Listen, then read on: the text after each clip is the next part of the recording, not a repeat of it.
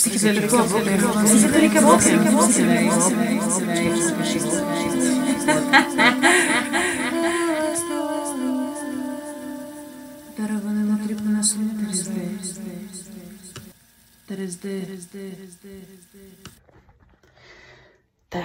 po dlhokámskom čase zdravím všetkých priaznivcov a priaznivky dospeláckej relácie LS Dolina. Ja už som ani nedúfala, že vypustím von nejaký diel, ale ozval sa mi Jakub Popík. Povedal, že by chcel byť ako host v LS Doline, aj že je fanúšik, čo mi prišlo ako úplný zázrak. No, Jakub Popík je expert na drogovú politiku na Slovensku.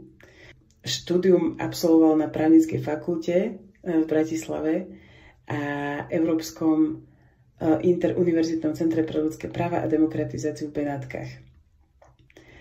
Dokonca sme asi obaja chvíľku žili aj v Brne, kde ja som vtedy študovala sociológiu a on ľudské práva a dnes sa teda okrem iného venuje aj výskumu sociálnej kontroly užívateľov nelegálnych drog na Slovensku, na sociologickom ústave SAU a prednáša o vojne proti drogám. A okrem toho všetkého robí milión ďalších vecí a je autorom projektu Triezva drogová politika. No, my sme viedli taký akože poloformálny rozhovor, nezachádzali sme úplne do nejakých osobných detailov zo zjavných dôvodov, ale čo by som ešte možno odporúčila všetkým, čo toto budú počúvať, vypočujte si diel s Jakubom, keď bol v ľudskosti u Barbory Marekovej, pretože to je úplne úžasný diel, nabušený informáciami a otvorilo mi to strašne veľa otáznikov ešte v hlave, čo všetko tam rozoberali a je to super. Takže odporúčam a týmto pozdravujem aj Barboru Marekovú a dúfam, že ma niekedy pozve do ľudskosti. Lebo vlastne mňa ešte nikto nikdy nepozval do podcastu. Ja by som strašne chcela ísť, lebo sa potrebujem vykecať alebo čo. No nič, to je jedno. No takže užite si rozhovor. Sedeli sme v stromovke pri krásnom jesenom slniečku pri jazierku. Nič, bolo to strašne príjemné. Takže všetkých pozdravujem. Ak sa vám tento diel páči, tak ho šírte medzi ostatný ľud, aj tento podcast. A budem za to veľmi rada, alebo mi aj napíšte, lebo je to strašne super, keď sa mi niekto ozve, lebo ja vlastne nikdy neviem, že kto to vlastne počúva. Takže je strašne fajn potom, keď sa ozve nejaký úplne super človek, z toho mám fakt radosť. Nič no, ešte možno mi napadla taká halus, že s tými pesničkami pokračujem ďalej teda a budem vystupovať na Tepláren kabarete 23. novembra. Kto bude chcieť, príďte. Je to vždycky super. A to už bude také, no nie ešte úplne predvianočné, ale už trošku také, no. A budem vlastne aj na braku s repíkmi Mladej matere, tam budem predávať svoju knižku, takže tak, no. Užite si rozhovor a ešte raz Jakubovi týmto ďakujem. Je to úplne úžasný človek s veľkým srdcom a som strašne rada, že som ho spoznala. Takže želám príjemné počúvanie. No, začnem rovno z hurta, lebo ešte ako včera sme si posielali tie hlasovky, tak môžeme začať rovno od toho, lebo ty si hovoril, že píšeš dizertačku, je to tak? A že vlastne aj v nej riešiš to, čo sme sa mi bavili včera a to je ako keby, že nejaká morálna dilema, tak to môžeš vysvetliť. Vieš čo, že tá morálna dilema je taká trošku, že osobná pre mňa, lebo v dizertačke skúmam to, nech sa páči, ako sa o kebyže drogách na Slovensku hovorilo, a ako to ovplyvňovalo tvorbu politik vlastne postupom tej éry samostatného Slovenska. Že ako keby, že čo znamenalo vtedy, keď sa zmenil trestný zákon, ako keby, že čo bolo v dôvodovej správe, čo bol cieľ toho zákona, či sa ten cieľ podarilo dosiahnuť napríklad na meračoch proste, že počtu závislých ľudí o 5 rokov na to, alebo takéto štatistiky. Dojdeme na to, že vlastne, že sa to nepodarilo týmito tvrdými zákonmi. Teraz sa nám trošku ako keby, že ten zákon zmenil, ale chcem to tak monitorovať na pozadí iných zmien, že nielen teda, že tá zmena práva, ale aj nejaké akože výskumy verejnej mienky, že podpora znižovania trestov za marihuanu a proste také, že komplexné veci. No ale tá morálna, kebyže dilema pre mňa je, že ja som sa stal, nechcem proste, aby to vyznelo arogantne alebo nejako braggingovo, ale proste stal som sa ako keby ja styčným bodom pre médiá, pre all things drogy v poslednej dobe. Proste, keď sa niekto predávkuje v klube, na druhý deň ja som v správach. Hej. Keď sa rieši zákaz HHCčka, na druhý deň ja som v správach na STVčke, na Markíze. Hej. Keď sa rieši proste nejaký títo 15-ročné rozsudky, tak ja idem pol roka proste šnúru po podcastoch. Teraz, ako sa riešia tie razie, tak ja som v kúse som proste v novinách, v médiách. A ako keby, že dávam si a cítim, že tým, že som sa z nejakého vesmírneho dôvodu proste stal tým styčným bodom, čo o tom vlastne má ako keby, že právo moc hovoriť a priestor a platformu hovoriť, tak cítim strašnú zodpovednosť proste za to, lebo sa stále proste rozprávame o látkach, ktoré majú potenciál ti dojebať mozog, tak keď to poviem veľmi, a ľuďom už aj menšie veci dojebávajú mozgy. Hej, tak ako keby, že cítim, že tá platforma moja už začala byť v istom bode taká veľká a ľudia sa už ako keby, že tak na mňa obracali. Aj teda, že na základe feedbacku som tak ako keby, že si uvedomil, že fakt musím si dávať pozor o tom, ako hovorím o tých drogách, o tej drogovej politike, aby to proste malo dlhodobo lepší efekt ako nejaká krátkodobá úľava. Hej? Že proste ono by asi bolo pre mňa ľahké opísať moje zážitky, ktoré proste mám osobné a ako keby že sploštiť ten výklad na to. Ale na druhej strane viem, že to proste zajedno, že každý má úplne iné zážitky, to je taká tá individualita pri vedomí. Ale aj to, že každý ako keby má tie sociálne podmienky iné ako ja a môže to inak dopadnúť, že na to už proste máme aj dáta. Že akoby ľudia zo sociálne horšieho prostredia, to znamená menšia ako keby kohézia s rodinou, proste rozvedení alebo tak, menšia dostupnosť bývania, menej zamestnaní a tak, že to sú ľudia, ktorí väčšinou berú menej drog, ale s väčším rizikom. Ľudia zo sociálne vyššieho prostredia, ktorí majú proste connections, proste siete podporné, prácu, možnosť zobrať si dovolenku a mať kamarátov a takto, dovoliť si proste napríklad aj nejakú liečbu, tí berú, že akože objemovo viacej drog, ale oveľa menšie rizika. Lebo presne sa môžem ako keby lepšie mitigovať z tej svojej sociálnej pozície. No čiže ako keby ja cítim, že hovorím nie len k tým zo sociálne lepšieho prostredia, ale aj k tým zo sociálne horšieho prostredia. A akoby cítim aj, že čo hovoria oni, to tiež skúmam v tej dizertačke. A chcem to trošku napraviť, hej, že ako sa hovorí aj v jednej, aj v tej sociálne lepšej vrstve, aj z tej sociálne horšej, ako keby, že ako sa hovorí o drogách, lebo to potom bude veľmi priamo pôsobiť na naše politiky. A tie politiky potom ako keby, že priamo pôsobia na nielen nejaké, že verejné zdravie, ale teda najmä na verejné zdravie, ale aj na nejaké, že to verejné dobro, to nazvem. K tomu sa potom kľudne dostaneme neskôr v podcaste. Ale hej, že on ako keby to už má taký vplyv, to čo hovorím, že mám pocit, že potrebujem byť veľmi bulletproof, zakladám proste to, čo hovorím na nejakých dátach a snažím sa veľa čítať a zdroje uvádzať a proste tak veľmi opatrne našlapovať, že cítim, že by asi nebolo úplne dobré to proste hovoriť z toho môjho, nazvem to, že občianskeho uhla pohľadu, takého nejakého, že som osoba, ale snažím sa ako keby oddelovať tú identitu aktivista, odborník, lomeno ten Jakub osoba, hej, že keby aj to ovplyvňuje, ako ja hovorím, a že kebyže není zapnutý mikrofón, tak sa asi trošku ešte hlbšie porozprávame o tejto téme. Ale hej, cítim, že proste akože ak má niečo sa stať v tej slovenskej debate a neskôr aj v tej legislatíve, tak sa musíme trošku lepšie naučiť o drogách a o drogových politikách rozprávať ako spoločnosť, lebo sa o tom rozprávame a pýtame sa úplne zlé otázky. No to sa mi páči, že ty si akože že ideš za takým možno vyšším cieľom. Lebo máš na to aj kapacitu mozgovú a máš aj skúsenosti a príde mi to super, lebo akože už len vôbec to, že vyjde nejaký rozhovor s tebou v denníku N a ty tam povieš, že tá razia bola politicky motivovaná, tak si myslím, že to je veľká vec. Že už tým ako keby niečo tvaruješ. Hej, akože... Príde mi to super, proste, že nie si taký rigidný človek z niekade proste. Je to veľká cítim poslednú dobu aj na terapke, si to proste riešim, ako keby, že to zaberanie priestoru vo svete, hej, že proste, že ja som bol veľmi krčovitý, keď som chodil do telky prvé ako keby razy alebo do rádia a že vždycky som si to po sebe veľakrát vypočul, ako keby som nad každou, že aj prešla proste blbosti poviem niekedy, že zlé číslo z dát si zapamätám alebo čo, ale väčšinou sa zachovaná pointa. Ale proste, že veľmi som tak ako keby humble k tomu pristupoval celému, hej. Ale teraz, že ako keby po tých rokoch, čo to robím a fakt, že to bude môj druhý článok v denníku N, hej, že po rokoch, čiže už sa, že áno, už cítim nejaký pocit kvázi, že zadosťučinenia v tom zmysle, že OK, byť expert na drogovú politiku sounds kind of nice. Neviem, ako si to mám v životopise napísať.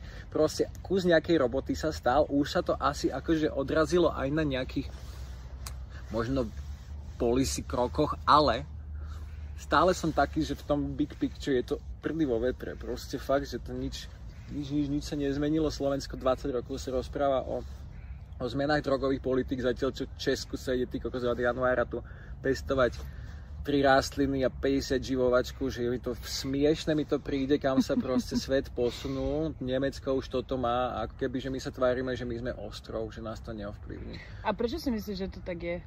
Že Slovensko také... je malo... že akože je to tým nejakým malomešťatstvom, alebo čo? V tomto si akože tak naučím sa vetu, že na toto ja nemám expertízu, čiže k tomuto sa nejak nechcem úplne vyjadrovať, že či to je...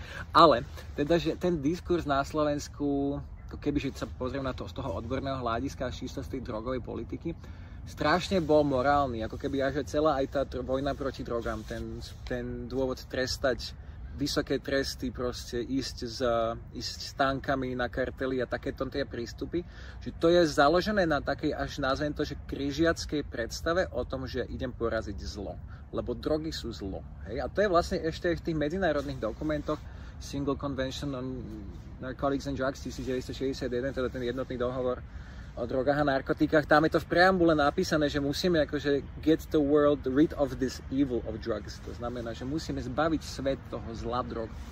Ako keby, že tá slovenská spoločnosť podľa mňa vo viacerých veciach si takto pozerá na svet, že proste toto je nejaké morálne zlé a že my musíme čokoľvek preto spraviť, nezáleží na tom, koľko to bude stáť, koľko životov to zničí ako side effect, proste nezáleží, lebo my máme misiu svet bez drog. To je, že naša sveta holy grail a proste aj to svetové spoločenstvo ako keby, že prehodnocuje formuláciu tohto cieľa. A my sme na Slovensku keby, že len obeťami toho, že svetová politika celá OSN proti drogám v 60. rokoch sa takto ako keby, že zaramcovala.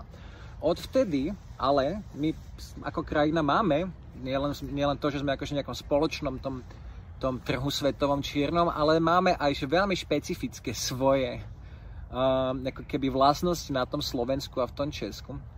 To je napríklad to, že Slovensko a Česku sú veľmoci pervitínu na svete. Keď si každý výskum pozriete, proste napríklad sa robí, že štúdia odpadových vôd, hej, že koncentrácia chemikálií na vodu, na kubík. Viete z toho nie úplne že množstvo, ale viete proste napríklad, že ktoré dni v týždni sú proste viacej diskodrogy, ktoré dni v týždni sú proste viacej keby tie halucinogény a tak ďalej. No a tam sa zistilo, že vlastne koncentrácia pervitínu na počet obyvateľov je najvyššia v Česku a Slovensku, že by far, to sú také veľké bodky na tej mape. Robia to vlastne, sa zapájajú do tej štúdie Bratislava, Piešťany na Slovensku a oni sú v top 5 vlastne na svete, čo sa týka koncentrácie pervitínu na počet obyvateľov. Čo je akože, že ja to už začínam hovoriť, a to je stav pri najprísnejších trestoch v Európe. To je stav, kedy 30 rokov dávame proste takéto rozsudky, kedy robíme razie. Toto sú, že priame dôsledky toho, hej, lebo nemáme kontrolovaný trh. To znamená, že ľudia si naveria čokoľvek, keď im to chutí. Keď sa do toho ešte v 90. rokoch vlastne bola mafia a voľný trh, tak z toho píka sa proste stala celosvetová vec, ktorá proste, že túto nám kosí ako keby, že sociálnu vrstvu celú. A nie len na Slovensku, ale aj v Česku, však je to vidno aj tu. A to je napríklad jeden problém, ktorý ja by som možno ako tvorca politiky by som chcel riešiť, kebyže som, hej, že proste tuto máme ľudí, ktorí sú tak na okraji toho, čo som coming back to, že žijem v tak zlých sociálnych podmienkach, že akákoľvek droga by ťa rozjebala. Akákoľvek droga by ťa odtrhla od rodiny, proste rozvodové konanie, násilie, domácnosti, whatever, však to alkohol robí na Slovensku all the time, hej. A že si predstav, že tá droga je proste, že ešte, no dobre, horšia ako alkohol nie, alkohol je vo výskumoch najhoršia droga, ešte viac ako pervitín. Ale ako keby, že alkohol je aspoň kontrolovaný, hej, že aspoň ten barman v krčme sa na teba pozrie, možno, hej, nie vo veľa prípadoch, verím, že vo viaci ako ako si myslím, ale však ja som tiež bol barman a som občas ľuďom nenalial, hej, že proste stačilo. Či ja si predstav, že ten človek proste, ten výskum, hej, že ten človek z chudobného sociálne slabšieho prostredia má 20 €, dostane ich náhodou na automatoch, whatever, hej. Tak si kúpi presne väčšie množstvo niečoho, lebo môže, lebo má zrazu peniaze. A potom, namiesto toho, aby si to rozložil, tak proste sa zabaví v ten jeden večer a má oveľa väčšie riziko. Ako ten človek, ktorý si síce proste kúpi napríklad veľa trávy, ale bude to proste fajčiť akože celý mesiac, alebo celé leto. Vie si tom po prípade akože nejak dávkovať, alebo už kontrolovať, alebo v prípade, že zobrať si fakt voľno, keď už nevládze, že ten človek... No anyway, akože... Veľmi nerád počúvam aj tú ako keby zažitú predstavu, že ľudia, ktorí sú obeťami tej vojny proti drogám, že si za to môžu sami, hej? Že proste, že človek si za to určite sám nemôže. Zajedno je dosť veľa detí, ktoré sa narodili závislým matkám a už majú biologickú, teda fyziologickú potrebu na nejakú závislosť. Máme dostatok knížiek na ako keby rozvoj dieťaťa v tom prenatálnom veku. Viete, čo hovorím? Tak ako keby, že ako vplýva prostredie na chémiu v mozgu týchto detí. Hej. A potom si predstav tie sociálne podmienky, ktoré tu vlastne na Slovensku máme. To znamená, že nevieme prijať ľudí s inakosťou, nevieme proste ako keby zabezpečiť základnú starostlivosť predškolskú jednej celej etnickej skupiny. A zlyhávame deti všetkých farieb a veľkostí.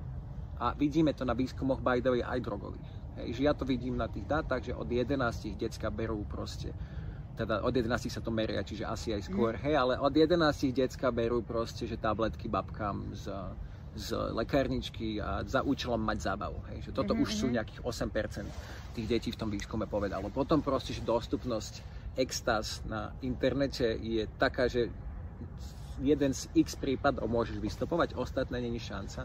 A ja teda garantujem, že ľudia v tínedžerskom veku vedia o Darknete viac ako ja. Čiže to už sú pre mňa také, že my sme ako keby že nič nespravili na to, aby ten online trh sa už volá, že uberizovaný trh. To už není sú typci s kabátom, s vačkami dnuka, ale to sú šifrované aplikácie, drop-offy a proste, že není šanca, aby sa pri takomto stave, akom je teraz, sa zabránilo dostať drogy do škôl a k deťom a kdekoľvek proste. Ale teda najmä tým deťom, to je jeden pre mňa taký problém, ktorý je, že s priamym účinkom a absolútne ho neriešime. Absolútne ho neriešime ako krajina. A tiež som mal nejakú skúsenosť akože s prácou s mládežou, som robil v takej neziskovke. A to je, že tak kurva podfinancované, že ja si predstavujem len akože jeden víkend drog v Bratislave by vedel zafinancovať proste prácu s mládežou. Hej, že kebyže napríklad máme regulované, to je úplne smiešné, na koľkých akože úrovniach tento prístup zlyháva. A to sú teda akože áno, ľudia mladší, keďže to už si sa rozprával aj tuším s Lyrikom v podcaste, teda, že do 25 rokov si ti rozvíja mozog a všetko by si mal začať aj so zeleným čajom až po 25-ke. Áno. Hej, som sa pripravoval na toto nahrávanie. Hej, ale že kebyže štát by mal všetko robiť na to, a je to v záujme štátu a v záujme verejnom nejakom zdraví, aby si akože donútil tých ľudí, že najskôr 25-ke si dať veci. Máš ten pocit, že si bola k tomu, že štátom vedená, proste keď si vyrastala na Slovensku? Štátom nie, ale mojimi rodičmi, ktorí ma vychovávali v kresťanskej viere a boli na mňa strašne prísni. Same girl, same. A mal som milión krúžkov a akože basically... A ja akože vyslovene, že oni ma držali ako keby, že furt v takom pozore, že ja som nemala ani, že vieš, kedy som mala voľný čas, ale ja som asi výnimka, aj ty si výnimka, lebo ja som mala čas, až keď som išla večer spať. Že ja som si čítala tou červenou od bicykla, proste tým svetlom som si čítala a to bol môj voľný čas. Nice. Chápeš? Vieš, čo my sme mali, že toto sa chcem premosiť na takú pointu, že akože jeden z tých prístupov, ktorý na mládež funguje, je tzv. Islandský model drogovej politiky. Ja niekde by som aj načítal tie dáta, ale proste robil sa taký výskum, v 1996 sa začalo, v 1998 vlastne kebyže začali implementovať tie politiky, zistili, že 42%, že bolo to na 15 a 16 ročných mladých, hej, že 42% vlastne, že mladých v tom veku za minulý mesiac aspoň raz ožralo, hej, 15 ročných, potom, že každodenne fajčilo nejakých 13% a že marihuanu vyskúšalo nejakých 17. Ak som doplietol, že proste ospravedlňujem sa, ale za 20 rokov implementovania týchto politík, napríklad tie 42% tých, čo skúsili alkohol, to tuším na nejakých 7% spadlo za 20 rokov. A s marihuanou to bolo, tuším, že, no prepáčte, fakt, že 13 na 3 boli tie cigy a marihuana tiež nejaký, že veľké dropy, to je pointa. V tom, že 20 rokov systematicky pracuje s mládežou. Mesto Reykjavík v roku 1998 vlastne, že otvorilo skoro 400 ako keby, že krúžkov zadarmo. Atletický krúžok, umelecký krúžok, vedecký krúžok, filmový krúžok, whatever you name it. Dokonca si dostala tepláky, keď si išla na proste atletický krúžok, dostala si nástroj na hudobnom nástroji. Počkaj, ešte prepáč, že ťa preruším, ale že to hovoríš ako keby o deťoch, čo sú na základke? 15-16 bol ten, akože po ten pokus sa... 15-16? Áno, ten výskum. Okay. A ako keby, že za 20 rokov takýto systematickej práce s mládežom, ono to vychádzalo z tej filozofie, že to decko, keď skončí školu, tak usually akože končí o dosť skôr ako rodič robotu. Hej? A tam vzniká nejaké okno, kedy to decko nemá že štruktúru dňa, ako keby, že a ten štruktúrovaný, tá absencia toho štruktúrovaného voľného času, že spôsobuje ten pinball efekt, že to decko sa ako keby, že poneviera, vieš, fláka sa hore dole a keď si pinballová loptička v nejakom uzavretom priestore, tak sa nutne akože odrazíš jedného dňa ku tým drogám. No lebo sa nudíš. Tak, lebo sa nudíš. No a kebyže čo oni spravili, nie len, že ale aj to sú moje obľúbené spojky, nie len, že teda znížili... Ešte v zátvorke. Že nie len, že teda, že znížili počet, že rapidne znížili počet mladistvých užívateľov alkoholu, cigariet a marihuany, ale aj vlastne, že v tom čase poslali futbalový tím na majstrovstvách Európy a na majstrovstvách sveta. Island bol a všetci im vlastne fandili. To bol veľmi sympatický výkon vtedy, keď tam polka Islandu ako keby na tom jednom námestí sledovala zápas štvrťfinále. No okrem toho, tam akože že vedecký priemysel vstúpol, Game of Thrones sa tam nahrávalo, Siguros je na každom festivale, ako keby, že tá krajina prechádza od ako keby, že áno, tak ako keby, že refresh celej krajiny, keď investuješ do mládeže. Čo Island proste akože robil systematicky 20 rokov a prinieslo to výsledky nielen tie, ktoré vlastne si chceli pri tých drogách, ale aj akože vedľajšie účinky na krajinu. Na Slovensku je jeden taký joke a volá sa Zober loptu, nie drogy. Áno.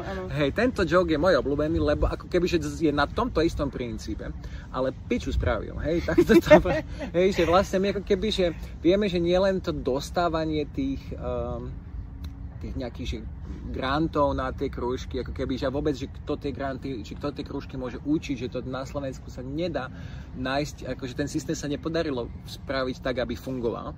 A mladí dneska, tie sú síce, že akože menej drogujú, to tiež akože sú dáta, ale dopamín majú viesť z čoho?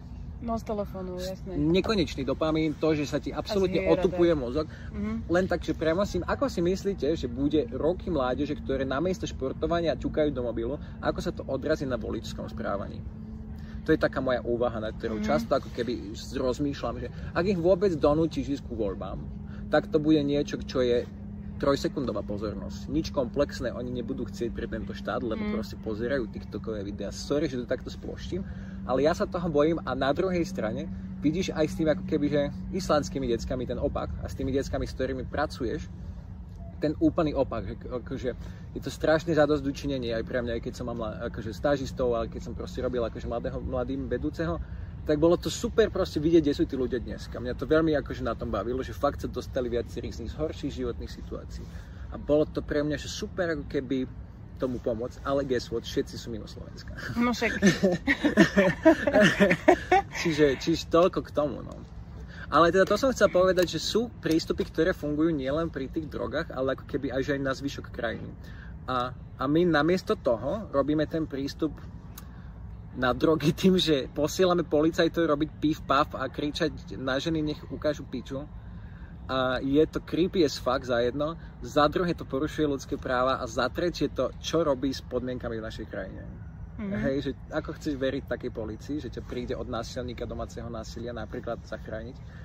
Ako chceš veriť takej policii, že chytí toho správneho a na neho sa proste akože bude uplatňovať takýmito technikami proste zatýkanie, keď niekto rozjebe semafor napríklad, I don't know, hej, že tam sa nedalo zaklopať a bločky do piči kontrolovať. Čiže aj to, aké podmienky to kvázi vytvára dlhodobo. A tieto politiky naše trvajú už nejaký čas, vieš. Že ono to trvá proste. A tým pádom vidíme, čo sú vedľajšie účinky. Proste vedľajšie účinky sú to, že máme stále činnú mafiu aj na východnom Slovensku, dokonca krásny jojkarský seriál o tom proste je, ako sa u nás ako keby toleruje takýto čierny obchod s hocičím. Že máme vlastne reporty o predávkovaných deťoch, máme reporty o tom, že tie deti s tými kolesami sú stále mladšie na tých diskotékach, však o tom ste sa vlastne rozprávali, že pocit, že dojdeš na techno a tam zakusnuté 13-ročné deti, keby bola Veľká noc v babky, ty kokos, fakt, akože hrozne sa na to niekedy pozerám. Hej no, teraz úplne cítim takú beznádej, vieš. Lebo akože mne je dobre, lebo ja som tu v Prahe a tu je to v pohode, vieš, že tu na, aj mám pocit, že no však tu je to úplne iné. O 15 poschodí vyššie aj tá debata, no. Vo všetkom, ale možno by som sa ešte vrátila k tomu, že jak si hovoril, že si veľa študuješ dát a máš aj nejaké, neviem síce, čo by sa mohli týkať, lebo ja za posledných 5 rokov mám úplne vymletý mozog, keďže som na materskej a nič ku mne akože neprichádza, ani nemám kapacitu nič vyhľadávať, ale že máš ako keby že nejaké dáta, čo sa týka nejakých psychedelík na Slovensku. Vieš čo sa týka nejakých tvrdých dát z toho, čo z tej oblasti sociológie, lebo sú chemické, hej, a že niekto možno v nejakej malej vzorke ako keby skúma, ale neviem o tom, že by boli z toho nejaké zábery.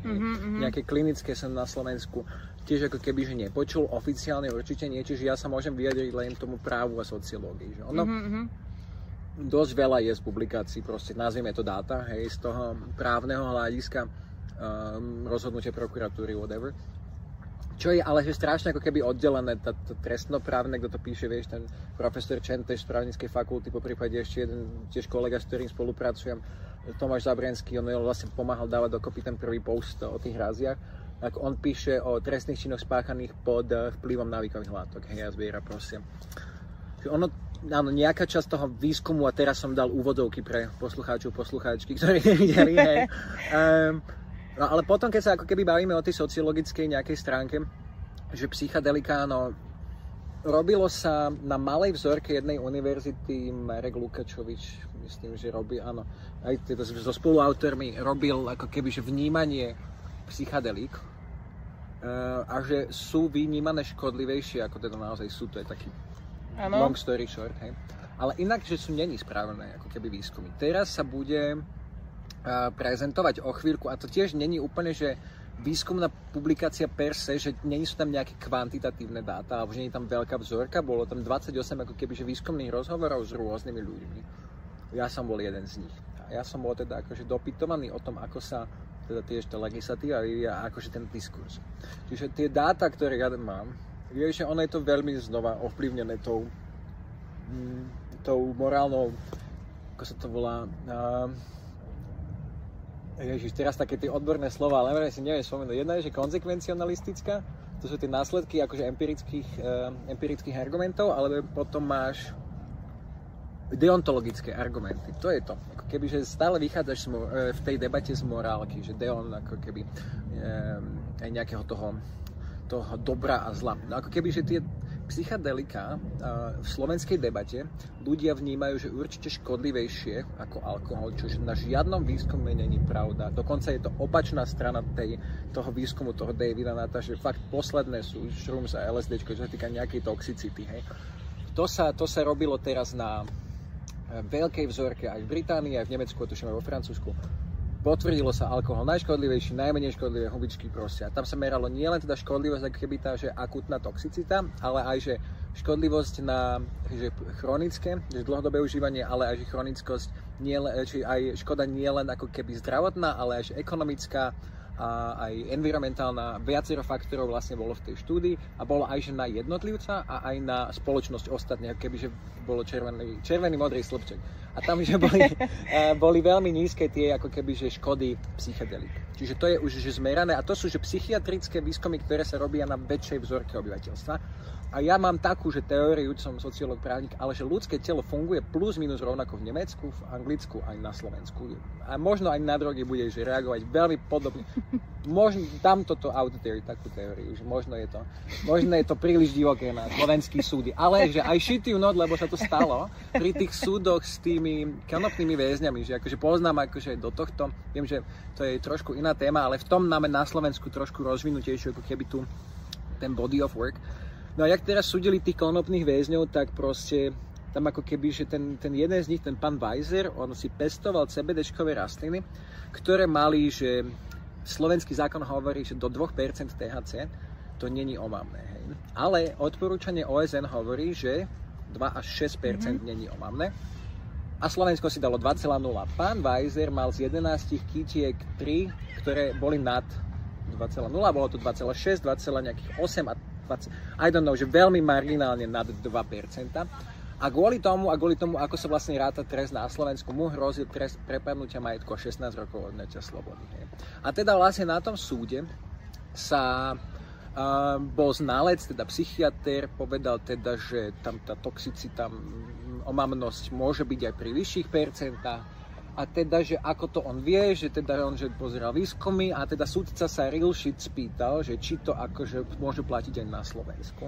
A že expert, psychiatr sa na neho pozrel, že biológia tela funguje takisto na Slovensku ako v zahraničí, že to je bullshit na toľkých leveloch slovenskej spoločnosti, nielen teda tej ako keby debate spoločenskej, ale už je potom nielen ako robíš zákony, ale ako aj súdy rozhodujú. Keď sa učia tak dlho z tých kokockých knížiek, aj doktori, ktorí sa učia proste, literally majú niektorí, mi písali ľudia z medickej fakulty, že oni majú stále v učebniciach napísanú tú teóriu vstupnej drogy. Čo pičovina proste, že to je vyvrátené niekoľkokrát. Akože, že marihuana, že je vstupná môžem, aj do tvojom podcastu poviem, dobre. Čiže teória vstupnej drogy vlastne hovorí to, že fajčenie marihuany spôsobuje chuť na inej drogy, tvrdšie takzvané, hej, čo tiež sa k tomu dostaneme.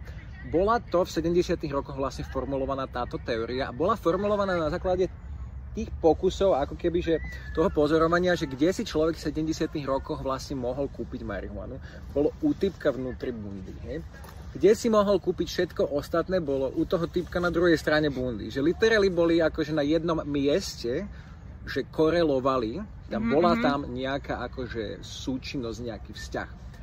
Ale kauzalita, spôsobenie, není šanca. Hej? To znamená, viete, prečo to není šanca? Lebo už existujú krajiny dlhšie, ktoré majú legalizovanú marihuanu a není sú ešte všetci crackheadi vyjebaní, hej? Takže takto to proste, prepáčte, že to som tak necitlivo teraz, ale hej, že ono by neexistovali vlastne ani užívateľia samotnej marihuany, lebo by prešli všetci na tvrdé drogy, ak by to bola pravdivá táto teória. Čiže bola tam korelácia, lebo v jednej taške si to vedel kúpiť. Kauzalita tam neexistuje, nespôsobuje marihuana. Jediné, čo sa ako keby dokázalo, čo spôsobuje chuť na inej drogy, ale to boli také, že marginálne výskumy, boli legálne drogy. Tom sa jediná, že ľudia, ktorí kebyže neskúsili legálnu drogu, majú menšiu pravdepodobnosť, že skúsia nelegálnu. A že ľudia, ktorí skúsia legálnu drogu, majú väčšiu pravdepodobnosť, že skúsia nelegálnu. Áno. Keby tiež také, že obmedzená teória by som to nazval, ale určite keď je niečo vstupná droga, tak je to alkohol. Čiže ďakujem za priestor vyjadriť. Bolo mi cťou. No, ináč ty si študoval sociológiu? A kde? Ja teraz som štvrták doktora na Sociologickom ústave Slovenskej akadémie vied.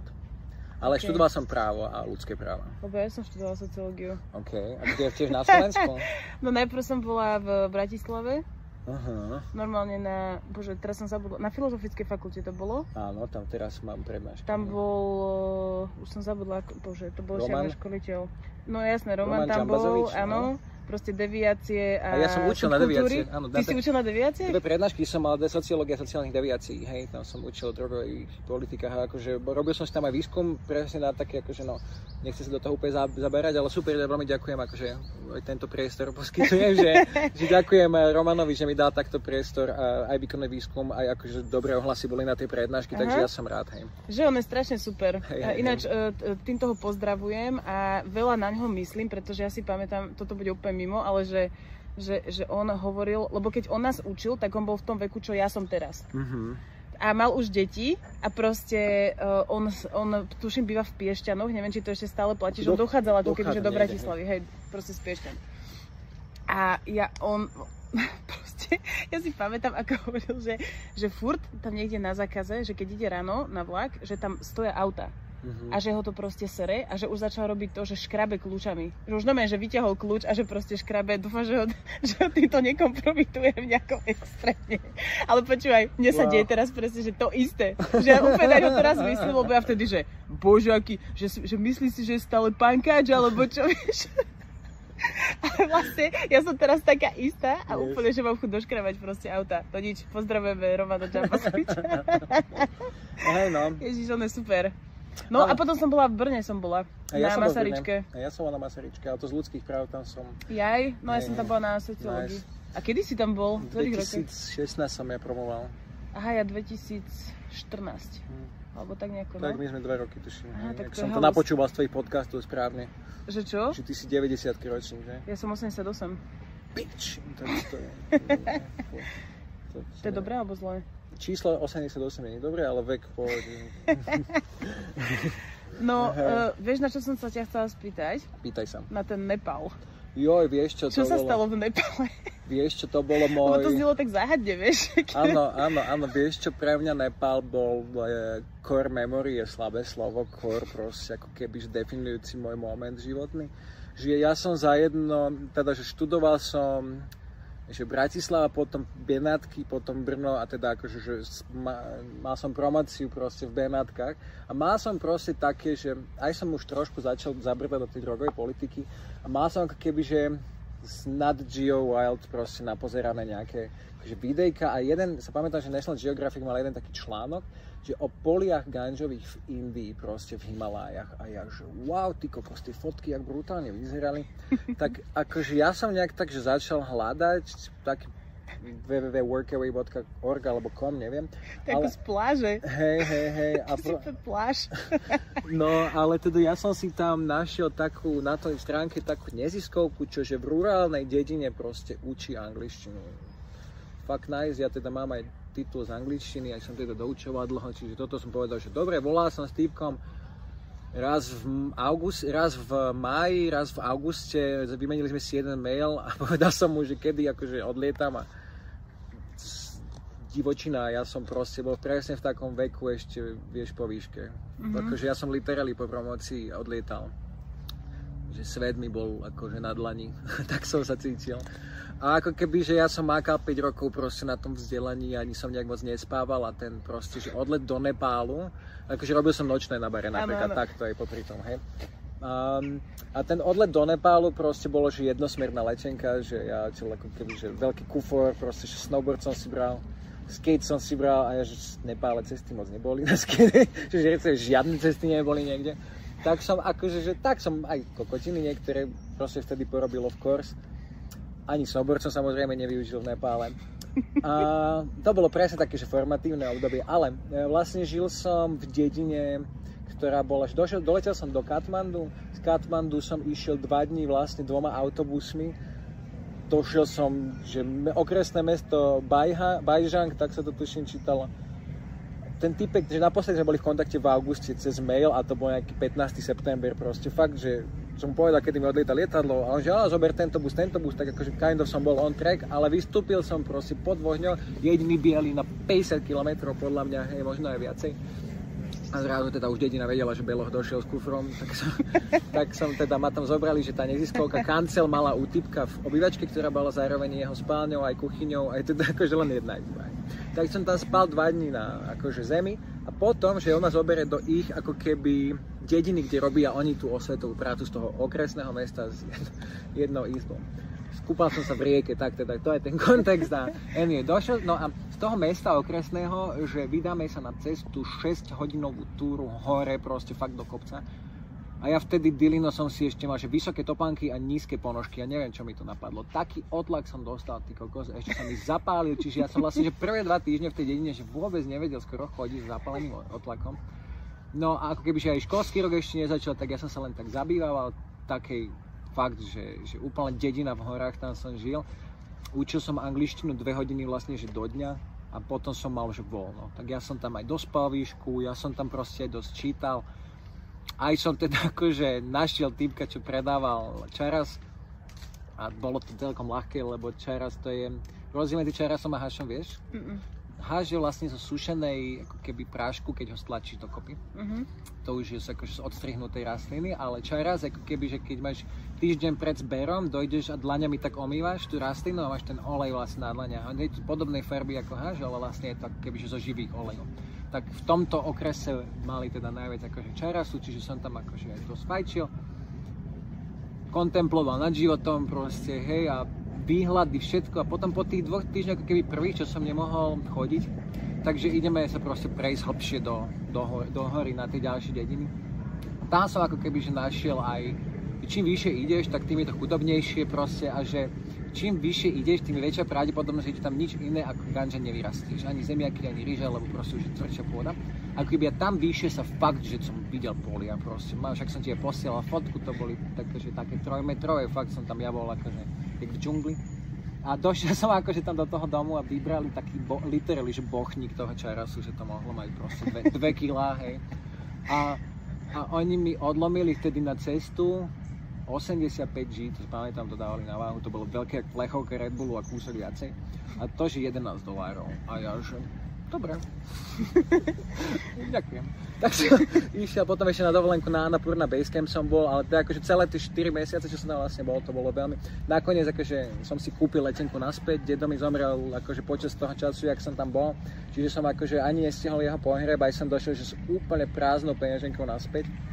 Aj celý ten pol rok vlastne, že došiel som v decembri a novú robotu som mal od septembra, hej, čiže ja som kebyže 9 mesiacov vtedy robil aj úplne podradné práce, také brigády pičovské a proste, že celý ten rok bol že strašne formatívny pre mňa, ale tam som ako kebyže veľmi veľa vecí aj o tej drogovej politike zistil. Napríklad som sa tam pýtal týpkov, že v Nepále napríklad, že tráva legálna není, hej, ale majú vo februári festival, kde pália na námestí Radnica kúpiť tónu ganže a proste pália to bohovi Šivu, hej, lebo proste si vďačný. Napríklad v nepálčine je slovo šanty, znamená, že aj high, aj akože, že ti píše. Jak to prenáš? Že ti píše? Ježiš, to je ako od z roku 98, tak čo, už ti to píše? Tak, ako sa to inéž po slovensky povie normálne, že byť high? Že ti šlape. Nie, hej, kto ti šlape domov nosí to desiatok z ulice. Hovorí sa to, že nič, no, neviem, jak sa to povie. Neviem, to high, no anyway, ale teda, že slovo šanty znamená aj high, aj mier napríklad, akože teda aj byť skúrený, aj mier, to znamená to isté slovo. A že celé ako keby, že ten ich vzťah k tomu aj fajčeniu, veľmi veľa ľudí tam proste fajčilo, tento čajras, starší, mladší, proste, mali také zaujímavé fajky proste, čo si takto dávali hore. Čiže tam som ako keby aj určil ako keby svoj horný limit, nazvime to. No bol to už akože dávno, len za napríklad povedal, že keby je zlegalizované, to tam zrazu je, že 75% ľudí by si to ani nevšimlo. Potom som presne zistil, ako napríklad funguje ten trh, že keď hore z chudobnej chatky, kde sa to pestuje, si kúpiš 85 gramovú tehlu za $11, tak v hlavnom, čím si nižšie, tým ako keby je to drahšie. Že som si kupoval proste 5 G za $1 napríklad, alebo tak. Ale potom, keď som išiel do hlavného mesta, tak tam za disku normálne 60 proste dolárov, ako keby som bol na Slovensku proste, alebo čo v nejakej vyspelej krajine, tak sa ich pýta, že chlapci, že to rastie na stromoch toto. No takže tak, a veľa vecí, ako keby mi to dalo presne z toho výskumného hľadiska, aj to, že možno tie sociálne súvislosti, ako keby, že tie náboženské, religiózne, že tiež som sa to naučil tak trošku v živote, že zastať a definovať sa. A vtedy prišiel taký jeden kontemplačný moment, vtedy, že ako keby, že ako spojiť to, čo som doteraz v živote robil a make it any use, vieš, že tak ako keby, robil som barmana nočného, celú výšku, hej. Robil som v baroch, kde sa normálne fajčilo, proste. Kde to bolo? Nemôžem to asi povedať, lebo tam budú razie potom. Aha, dobre. Takže ešte existujú. Existuje ich podľa mňa čím ďalej, tým viac. Ja mám pocit, že ako barman proste vidím drug use all the time. A fakt akože vo vyšších vrstvách, kde chodím na cateringy, respektíve som chodil, lebo aj to robíme niekedy, akože barový catering, aj akože takéto party, bars, kde proste drogy sú všade. No veď o to viac mi to príde absurdnejšie. Je to absurdné. Proste mi to príde úplne absurdné, že akoby, že je nejaká, že dajme tomu, že retorika na vonok, ale potom je to, čo sa deje. Presne tak.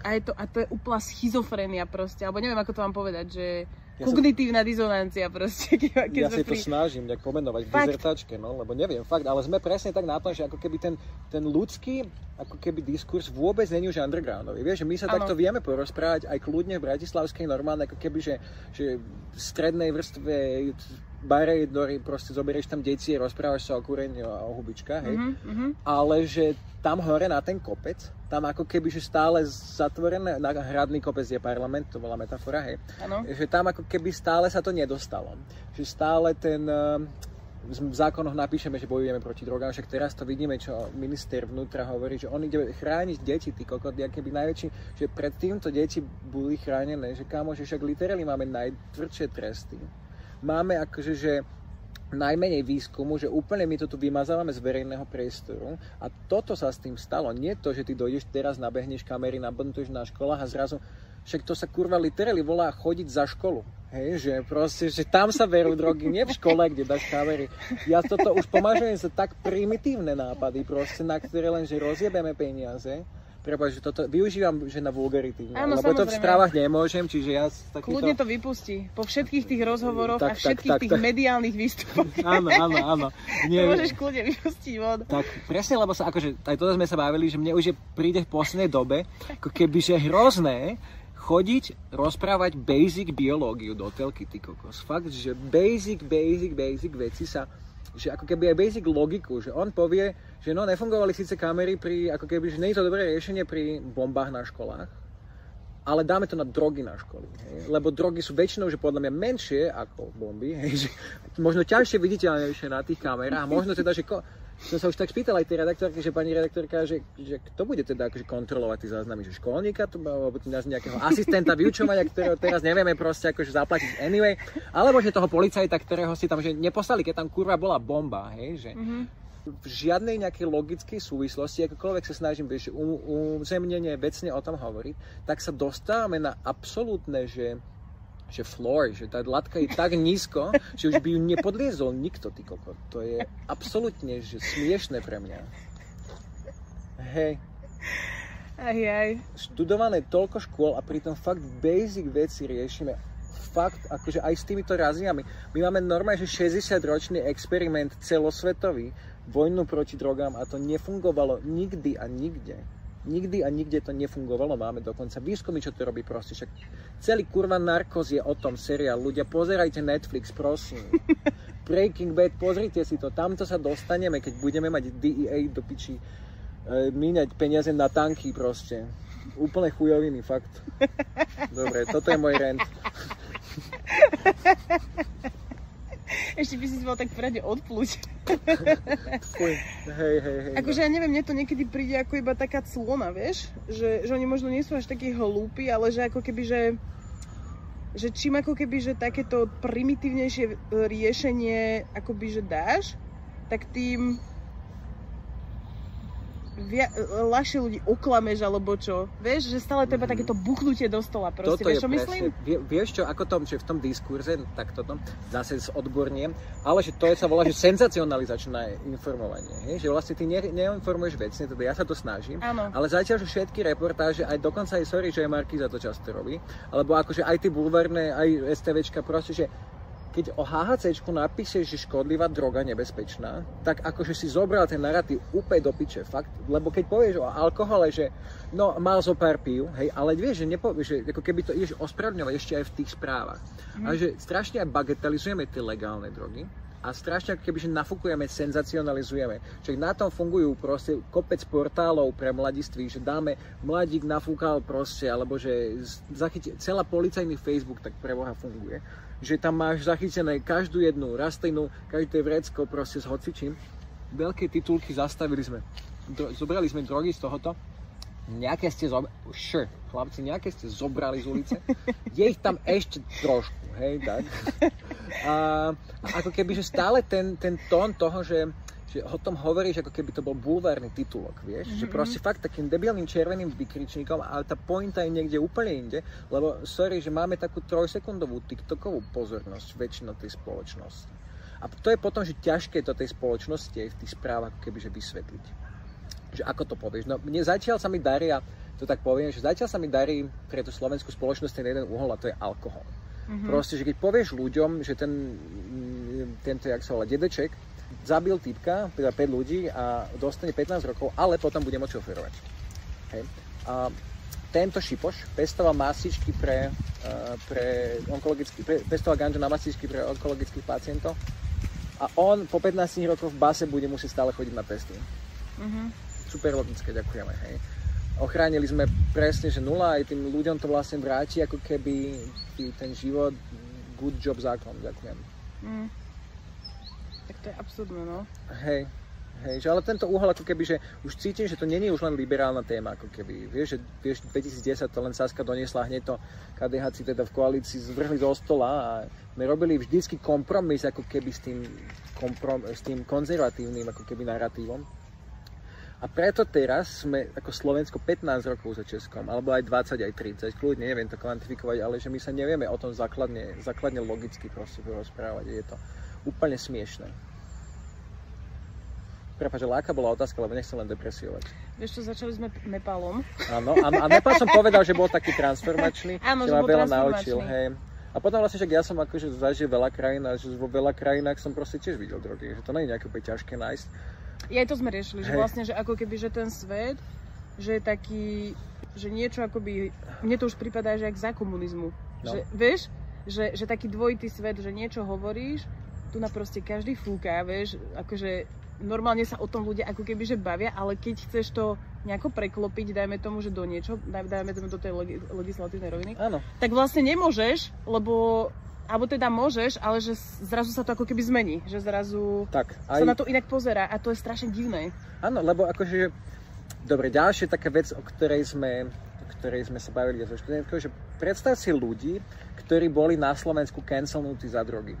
Hej, že vieš mi nejaký príklad a teraz hlavy? No tak teraz si máme spomenúť na Truban, lebo sme sa o ňom bavili. Áno, teda Truban je číslo 1, ale ja by som chcel ešte ďalšie príklady a teda na porovnanie dáme, že Truban. Okay. Druhý príklad je Dušan Cinkota. Ježiš, Dušan Cinkota, vidíš? Áno, to si vlastne... Áno, a tretí je bývalý minister financií, pán Jan Počiatek. Hej, že... Ježišmária, to sú... Bože, toto sú... Tak a teraz tak a presne tieto tri, ako keby, že persony, keď si dáš a prípady, ako sa o tom hovorilo, si dáš vedľa seba. Tak, Truban, ktorý to ako keby, že povedal to dosť neobratne, to sa veľmi diplomatický jazyk teraz budem používať, lebo teda nejdem až tak úplne kopať do týchto radov, hej. Počkaj, ale ešte možno ozrejmi, že tým, čo si to nepamätajú, lebo možno si áno, to niekto Truban nepamätá, vtedy, že čo sa vlastne stalo, hej, že... Myslím si, že pred voľbami 2020 Michal Truban vtedy niekde na nejakej prednáške na strednej škole vlastne povedal niečo v zmysle, že LSD je transformatívny zážitok v jeho živote a akože nepovedal, že ten policy kontext, tak toto zhrniem. Áno. Povedal veľmi vlastnú skúsenosť a ono to dosť médiá vtedy kebyže rozobrali. Čo to spôsobilo je, že PSK má nálepku feťackej strany. Hej, kvôli tomuto.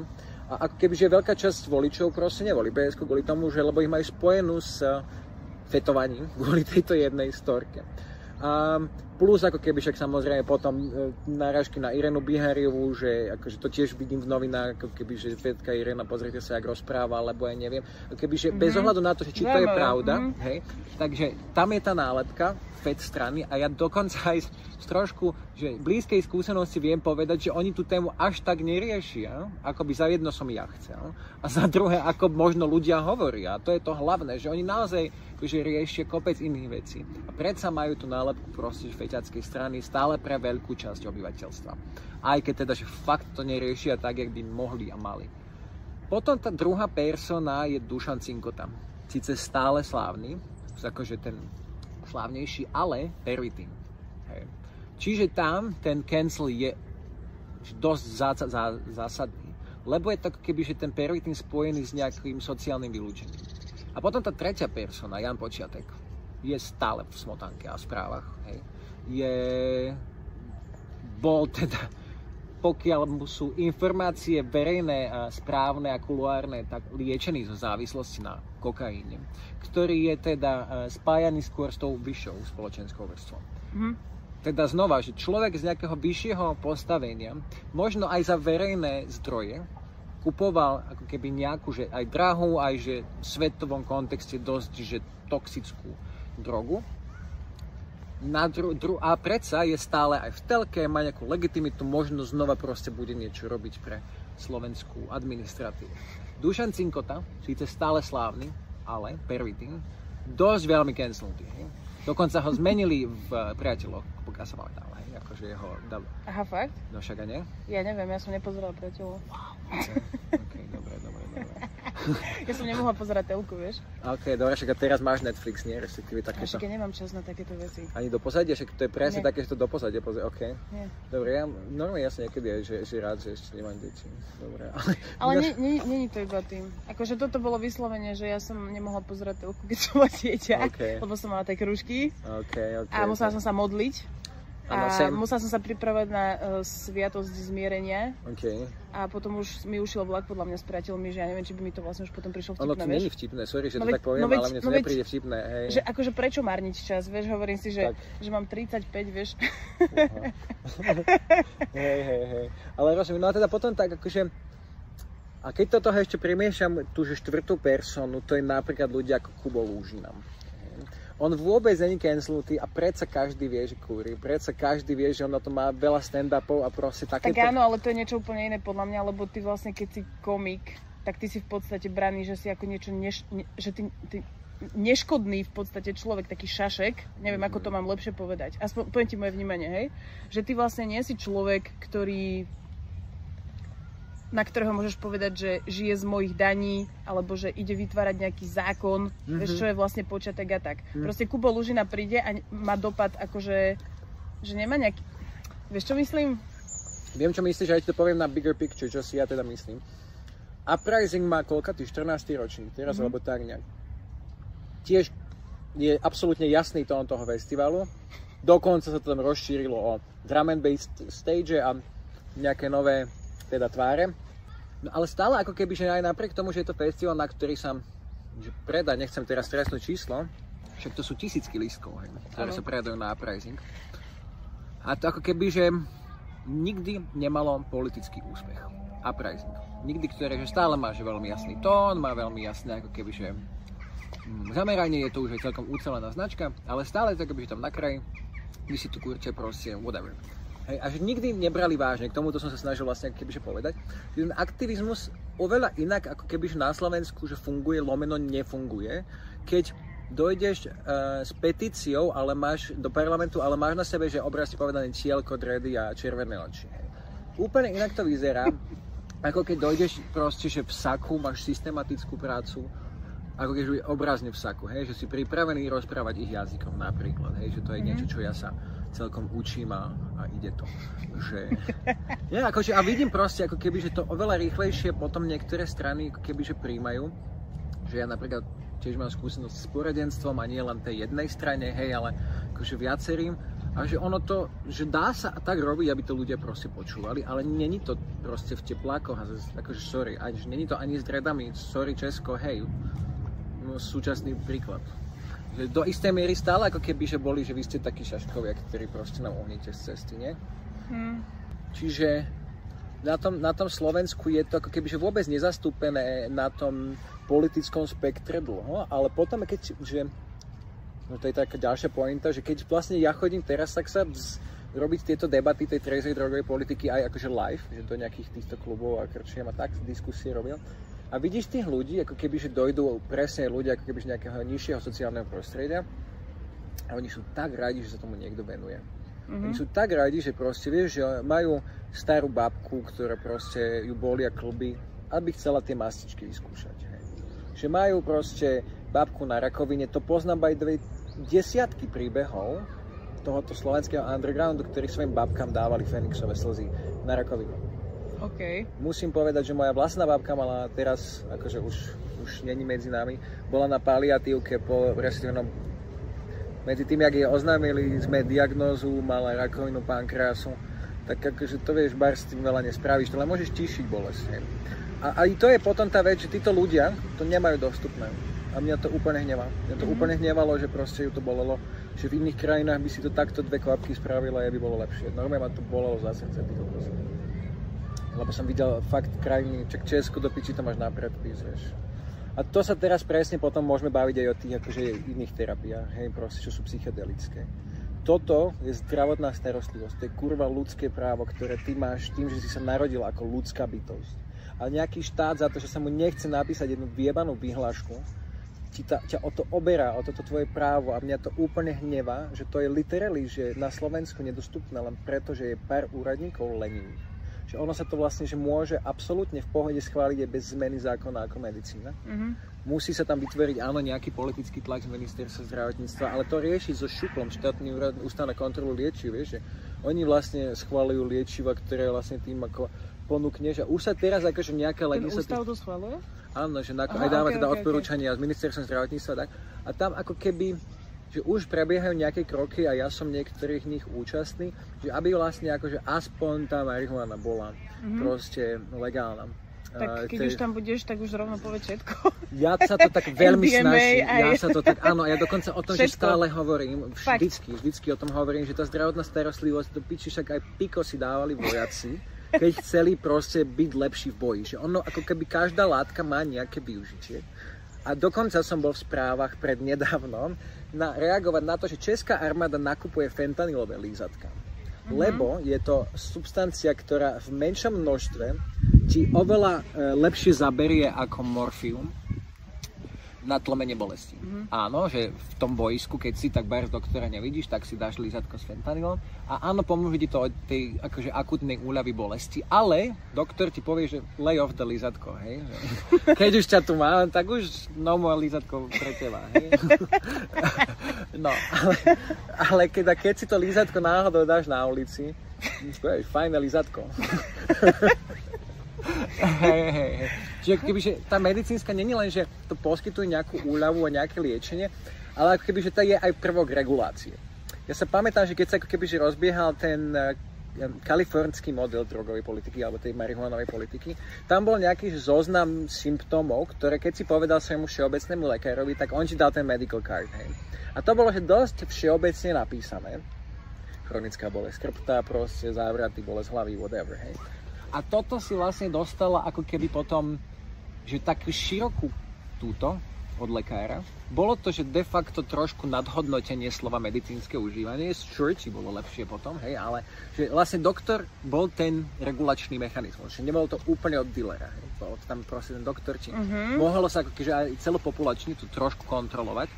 A možno aj ten doktor, že keď videl, že máš napríklad schizofréniu, proste, že máš vrodené nejaké predpoklady a teda keď už sme povedali, keby to vedeli slovenskí doktori. Wow, to by vám bola vec, kedy proste máme zmapované mentálne zdravie pre mladých, čo tiež nie je nejako úplne dostupné. Tak by sme napríklad mohli vedieť, že vy po 25-ke, možno zelená, vyskúšaj dačo. Vy, no, žiadne kolesa pre vás, žiadne psychedelika pre vás, proste nie. Ani kofeín, dokonca akože však tiež poznám ľudí, ktorí mali diagnózy a proste, že áno, na všetkých tých liekoch sa píše, nekombinujte s alkoholom. Hop, kombinujú všetci z nich, ale tí, ktorí som ja poznal, kombinujú medicínu s alkoholom, hej. Že ako keby, no, čiže mne chýba ako keby ten kontrolný mechanizmus toho, že verejného zdravia, hej, ktorý proste dneska zverujeme čiernemu trhu. Áno. Lebo ten lekár ten dealer si od teba nevypýta proste tvoju zdravotnú kartu, nemáš predispozície, nemáš proste akože históriu nejakých mentálnych záchvatov, nemáš proste problémy so srdcom, tak by si možno nemusel akože stimulanty až takto. Čiže kebyže tam už je ten odporúčací faktor a ja keď ľudia hovoria o legalizácii, nie, ja chcem reguláciu, proste, že nie je to pre každého. Toto ste tiež v tom podcaste vlastne, že hovorili, že ty nevieš, kto by mal byť ten, kto určuje, že toto není pre teba, hej. Áno. No, doktor by to mal byť. Za mňa určite lepšie doktor ako policajt, lebo teraz to robí policajt. Čiže určite, a to bola dokonca pred tým rokom 1914, čo vlastne, že je začiatok akejže kriminalizácie drog. Bol ten Harrison Tax Act v Amerike, tak predtým si dokázala kúpiť heroín a kokain v lekárni. OK. Hej. Toto je vlastne zaujímavý model. To je ten kalifornský, akože teraz áno, že to bolo vtedy obmedzenie, nazviem to tak, kalifornský. A fungovalo to akože takto, hej? No, fungovalo to v tom, že bol safe supply, to je tá jedna vec, ktorá akože sa hovorí, že vieš, na harm reduction, znižovanie tých rizik, tak akože je safe supply, že vieš aspoň čo do toho ide. Keď si proste kúpiš že vajíčka, vieš, či sú klietkový chov, proste voľný výbeh, vieš proste podporiť. Keď si kupuješ tyčinku, vieš, koľko je v nej sucharidov, tukov proste, áno, ochrana spotrebiteľa to nazveme, hej, keď už teda sme pri takýchto veľkých pojmoch, ale aj tak, keby, že nie, dobre, na Slovensku má alkohol aj dieťa, ale stále je tam, že tá hranica tých 18 rokov zákonom chránená, hej. Mohli by sme lepšie to robiť, ale stále keby, že nemôže sa tomu dostať každý. Môže sa k tomu dostať na Slovensku na pumpe, hej, čo je úplne prijebané za mňa. Ale napríklad v Kanade máš len liquor story a beer story a inak sa nedostaneš k alkoholu, hej, že to sú tie regulácie stupne. Ja aj na prednáške, keby máme jeden slide, kde hovorím, že potrebujeme si ujasniť pojmy, hej, a to je, že tá dekriminalizácia, depenalizácia, legalizácia a regulácia. 4 tie pojmy, čo mám vlastne na tom slide. Dekriminalizácia znamená, že niečo berieme z kriminálneho trestného konania. To znamená, že nemôžem za to dostať trest podľa trestného práva. Môžem za to dostať trest podľa správneho administratívneho práva. Napríklad Česká republika dáva pokuty tak, za jointy. Stále sme dekriminalizovaní, ale nejaká teda, že poriadková pokuta. Tak. Depenalizácia, teda, že odstránenie nejakej penalizácie, že nemáš za to žiaden trest. To znamená, že za to, keď piješ alkohol, nemáš žiaden trest. Keď ho máš doma, nemáš za neho žiaden trest. Hej. Keď si kúpiš 30 litrov smrteľnú dávku alkoholu, alebo whatever, nemáš za to trest. Čo je depenalizácia? Legalizácia znamená, teda toto mám zo slovníka, že to je ako keby, že robenie niečoho nelegálneho legálnym, to je tá doslovná definícia, ale aj je to, že uvádzanie na legálny trh. Aj milku, keď vymysleli, tak ju legalizovali tým, že ju vlastne dali na voľný trh. Čiže to je len ako keby, že aj Marborky niekto uviedol na trh, legalizoval, ale určil podmienky, že Marborky nebudú od 18 rokov. Hej. To už je, a nazvem to tým väčším slovom, že regulácia, ktorá môže byť aj reguluješ tým, že dekriminalizuješ, tým, že depenalizuješ niečo, tým, že legalizuješ niečo. Môže stále všetky tri kebyže súbežne fungovať. Regulácia vysvetlíme na prednáškach, že proste to sú určovanie podmienok, kto, kedy, kde a za akých okolností a koľko, čoho si môže kúpiť. Rád mám takú akože povedačku, ktorú je správa, hovorím, že teda, že keď ideš na bar, tak ty si nepýtaš jeden alkohol, ale pýtaš si 40% vodku, po prípade akože Skinny Beach, alebo Skinny Beach v mojom prípade, alebo proste nejakú IPU pivečku, ktorú máš informácie. Keď väčšinou ideš za dealerom na Slovensku, akože nie ja, ale teda ľudia, tak aj v správach sa o tom hovorí, že to je neidentifikovateľná sušina zelená a kryštalická látka, alebo nejaké pilulky. Veľmi všeobecnými pojmami je to vlastne akože nazvané. Čiže ty nevieš, že či akože reálne v tom kolese, tiež ste sa o tom bavili, nie je nejaký perník. Či tam není ketamín, či tam proste není akože, a ty už si vieš, viem, že 4 panaky vodky je to, čo potrebujem na tancovanie niekedy. Hej. Ale viem, že proste niektorí ľudia ako keby, že aj tí mladí, ktorí sa predávkovali, si dali 2 celé kolesa, alebo proste tak, lebo si myslíš, že proste netuším, koľko to tam je, netuším, aká je vlastne tá moja dávka, lebo nemali šancu si dať. A čiže áno, skombinuješ s alkoholom, skombinuješ s nejakým, že kardiálnym, srdcovým vypätím, a.k.a. išli si zajebať na záchod, tak proste môže to aj takto dopadnúť, hej, že proste sa ti zastaví srdce, ale že budeš mať z toho, ale to sa ti môže stať pri alkohole. Je, že koľko ľudí poznám, koľko zabilo alkoholom proste. Či už je to formou toho, že sa zadusili na vlastných zvratkoch, alebo vonku umrzli, alebo proste pili príliš veľa, keď šoferovali, respektíve, no, chápeš, že pili za volantom, alebo respektíve, že niekto pil za volantom a ich zrazil. Kopec takýchto ako keby prípadov poznám, kde tá regulácia, že nejaká je aj s alkoholom, ale stále, že to nechráni tie životy úplne, ale stále máme do piči napísané, že nešoferuj, keď si pil. Hej. Stále ľudia na východe pijú jedno šoférske, I don't know why. No jasné, to je vlastne ako keby, že úplne bežná vec, som si všimla, že to je úplne v poriadku, proste, že ideš akože, niekedy som bola zhrozená z tých príbehov, že mne napríklad raz kamoš hovoril, že on si doma vypil a že potom išiel jazdiť po Bratislave. A ja, že prečo? A on, že lebo ma to baví. A ja, že ty si normálny? Že akože, vieš, a ja som bola z toho úplne šokovaná, že vlastne toto sa vlastne deje. Áno, že sure, že niekoho asi môže zabaviť, že zabíjanie z orlov skalných, ale tiež by som nechcel úplne, že by to robil, lebo možno teda niekoho iného možno baví nezabíjanie. No však, akože, no ako, bola som z toho zhrozená. No ale počkaj, že dobre, že Ešte k tomu alkoholu mi vlastne napadlo, že on je síce regulovaný a nie všade ti ho môžu proste predať, keď nemáš, dajme tomu 18, ale tam je problém tým, že alkohol majú všetci doma. Že ty sa nedostaneš k alkoholu tak, že no chápeš, že... Áno, akože, ale aj to je, že v niečom lepšie, nie? Že ty keď vlastne akože si páliš ten alkohol... Áno, je to lepšie, ale toto mi príde, že to je veľmi špecifická droga v tom a preto je taká nebezpečná, že kolesa doma akože nemáš úplne. Už dneska si vieš na tému kúpiť akože list na tabletku a dať tam hocičo. Že to je to, že už ono ako keby... Kedy si pamätáš, že boli také... Ale musíš si to akoby, že predstav si, že máš nejakých 15 rokov. A piko sa ako robí? Že piko máš vlastne keby, že dve možnosti. Jedna je tá industriálna, to je tak, jak Breaking Bad robili s tými veľkými akože... A potom je ten začiatok Breaking Bad, to je, že to robili z liekov, to je tá akože malá kuchynská. Okay. Čiže vlastne ten recept pika, že literally to robia ľudia z nižších sociálnych vrstiev, ktorí nedokončia maturitu, ale vedia spraviť piko na panvici v Lučenci alebo kdekoľvek na Slovensku, kde literally, že nemáš iné služby, nemáš inú formu zábavy, tak si, že z liekov vyrobíš piko. Že ono ako keby, že už sa to deje, ale stále tam môžeš mať, že prímesi, lebo to nie je laboratórne podmienky, dá čo mu tam spadne prach do toho, už sa mu, alebo nedaj Bože, by zle vyvaril proste paracetamol, alebo nejaké, vieš, že farmaceutické grade tieto. Áno, tam sú tie rizika jasné, že ten človek si to sám navarí, môže, ale z toho... Pri tom alkohole, keď si sama doma robíš pálenku, tak môžeš to zaniesť na regionálny úrad, tam ti to otestujú, koľko to má percent cukru, whatever, hej, že? A dokonca sa už predávajú tie kity na otestovanie. Kto si testuje dneska drogy? Že malinko ľudí si proste testuje a že dokonca nemôžu sa ani oficiálne predávať tie kity na Slovensku. Čo by strašne znížilo ako keby ten harm, že keby že si vedela dopredu, že tvoje koleso obsahuje toľko a keby to vedeli tie decká, ktoré sa predávkovali, tak si mohli nastaviť určite lepšie tú dávku. Čiže tá regulácia je aj to, že ako keby za ochranou, že to sú aj tie informácie, nielen ten zákon, že to ako sa alkoholu, aké sú hrozby, no to je to, lebo sa nám rozpráva proste, vieš, lebo literally štátne návštevenie vítaš.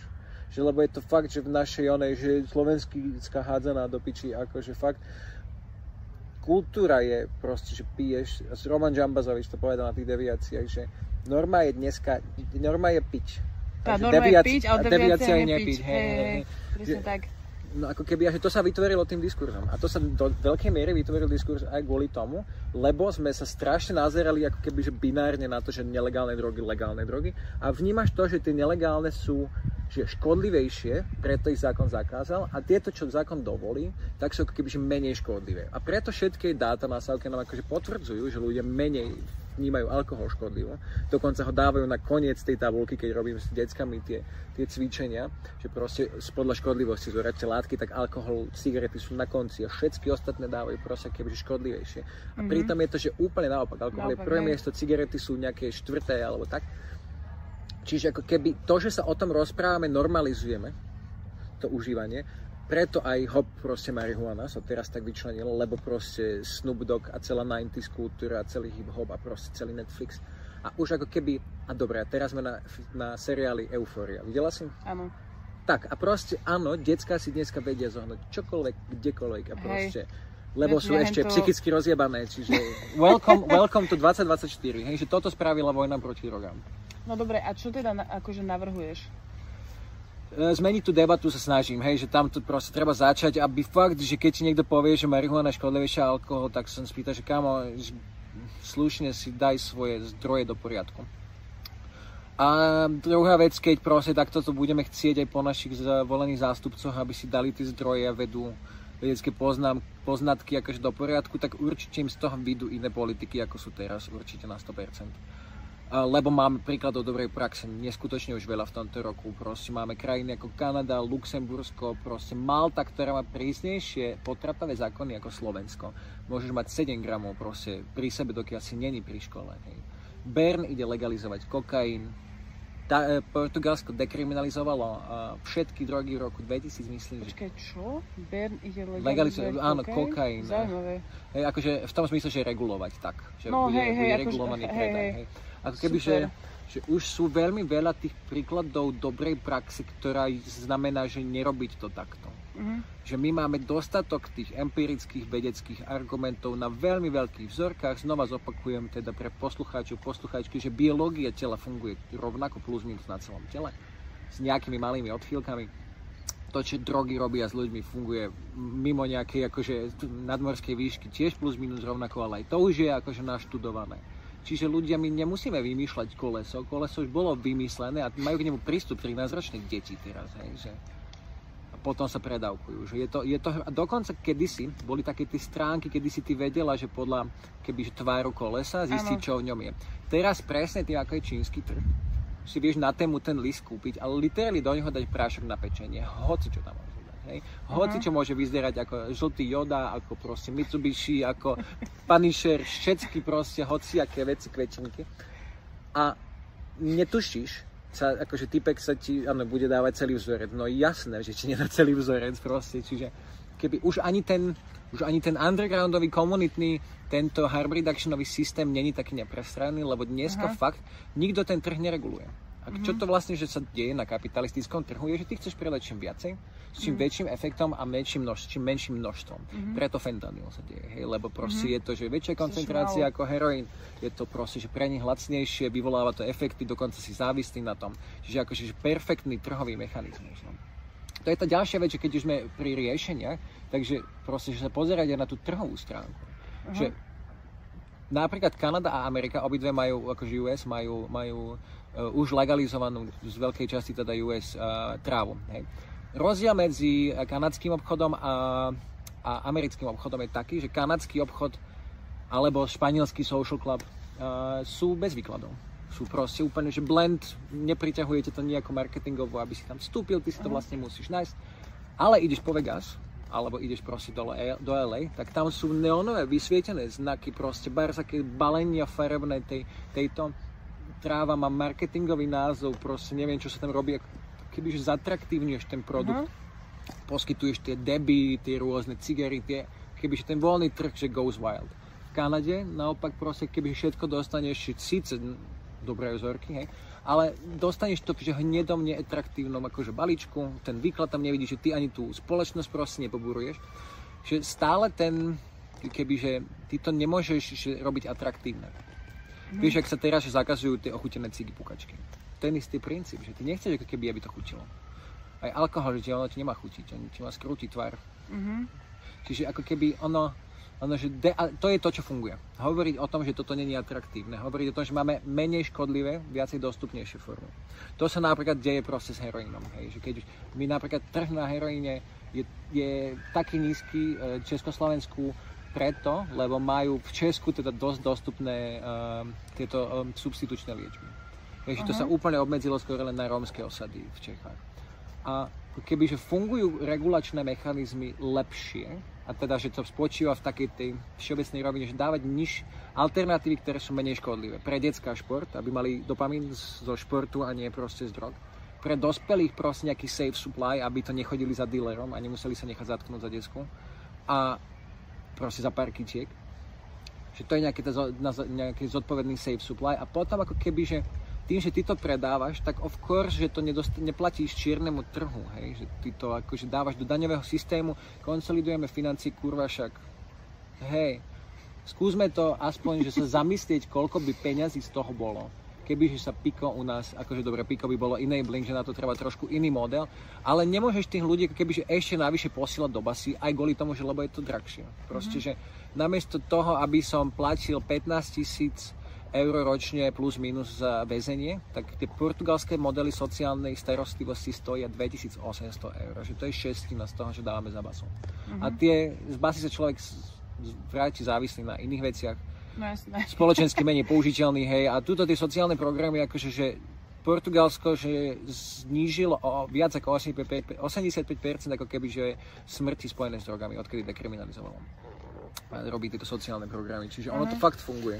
Na tieto ukazovatele mládež, fakt, že tie krajné užívania, ľudia bez domova a takéto, ako keby, a že potom je tá veľká skupina, ktorá názvem to, že nepotrebuje intervenciu štátu.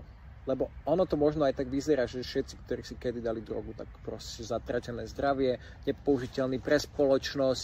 No, že sa proste váľajú niekde pod mostom a tak. Nepotrebné fetky, takto oni volajú z bratislavskej feťárne, hej, ako sa to povie, jahnisko, semenište drog. Tiež som odjebal mi dekiaľ, fakt. Ale semenište si teda, áno, zapamätal som si. Čiže ako keby tí ľudí, ktorí pijú alkohol, že však im nič nerobíš, aj keď sú proste spití, aj keď akože štát, nič im nerobíš, keď sú spití na diskotéke, nič im nerobíš, keď vyťahujú kokoty, akože mal by si, hej. Ale že proste, že sa úplne diametrálne inak pozeráme a pritom ten alkohol je aj toxickejší, aj spôsobuje proste viac, kebyže tých sociálnych problémov, aj tých mentálnych, kognitívnych, whatever, toxicita, proste môžeme sa o celej tej škále tej škodlivosti proste porozprávať, že nie je len medicínska. Ale že keď sa na to, že začneš pozerať možno, že menej morálne a viacej empiricky, tak podľa mňa budeme mať lepšie politiky. Že keď by mal byť niečo, že posolstvo na záver, tak je to toto, respektíve, že posolstvo na záver tohto môjho rentu. No nič, akože príde mi to strašne komplexné. Je to mŕtve komplexné, je to strašne komplexné, že presne tieto veci nikdy nemajú jednoduché riešenia. A to je na tom asi to najhoršie. Inak vieš, čo by som chcela niekedy vymyslieť? Že apku na, akože, jak bola tá stránka, že na kolesa, Čistotu, no? Ale že vyslovene, že apka, že jak máš také tie, že jak sa to volá, že na spoznávanie rastlín a húb a tak ďalej, tak by sme mali, že na koleso. To je mohlo byť fajn. Ale teda kazí mi to teda toto, že už to vlastne ani nemusí byť ono, že už je to proste nejaký padelek, vieš? Áno, akože tieto testy... A rezané ty kokos bohviečím, ale že aspoň toto, vieš, že to bolo vlastne strašne cool, že vlastne na to by si možno aj tie decka nejako že zmotal, že stiahni si túto apku, že proste... Vieš čo sú v Británii majú také crew, sa to volá Crew 2000. A oni celkom dosť dobre, akože na ten britský ostrov, dosť veľké, pekné výskumy spravili. A jedno z toho napríklad, že rezultovalo v tejto apke. A tam ako keby, že sú také, že early warning system, hej, že to sú presne takéto office, ktoré majú tieto testing kity. A oni ako keby, že komunikujú s tou komunitou ľudí užívajúcich, niektoré vzorky zoberú, otestujú, potom vydajú o tom ako keby, že správu a takže plus minus, že vedia. Niekedy to je financované aj štátom, niekedy ako keby, že sú to tie neziskovky samé. A je to ten early warning system, že ty vieš, že čo prichádza na trh, proste napríklad, že minulý rok bolo zachytených, na európskom trhu zachytených 720 nových akože substancií. To je viac ako 2 denne. Počkaj, ale čo, že to tam akože musí niekto najprv priniesť, hej, ako keby? Jasné, že vždy máš ako mafia kuchára, ako tento orgán, že máš kuchára, ktorý to niekde vyrába, tam sa proste, že testuje vždy na nejakej malej vzorke premosti. Ale preto to Slovensko nemá problém s fentanylom.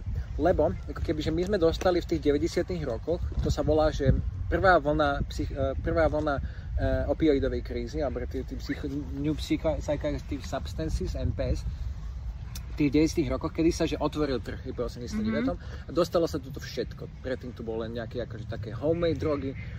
Trošku sa dokázala akože nejaká extáza z Holandska, ale primárne, že malinko. A potom sa tu dostalo všetko. Proste koks, M-ko, trávy, proste strašne veľa. A ako keby, že ľudia neboli na to pripravení, ale dostali ten zásah tým voľným trhom. A preto sa stali 90. roky vo Bratislave, a teda aj vo Vrakuni, aj v Pentagone, aj v týchto vyklenkoch a subklabe a tejto kultúre. A preto sa vlastne stali aj 2 albumy Slobodnej Európy, aj teda Richard Miller a takto. Áno. Celá heroinová generácia. Ale vlastne to aj na prednáškach hovorím, že to Bratislava tiež sa stala len ako kvázi, že prekladiskovým miestom na ceste do Viedne. Ten propeler? To som nevedela, to bolo zaujímavé pre mňa, že vlastne to mi nikdy nedošlo, že prečo? Tak sa však výklenková kultúra vlastne je, že z propeleru si prešla do toho výklenku v Starej Idrici, hej, a tam akože sa ľudia chodili nastreľovať.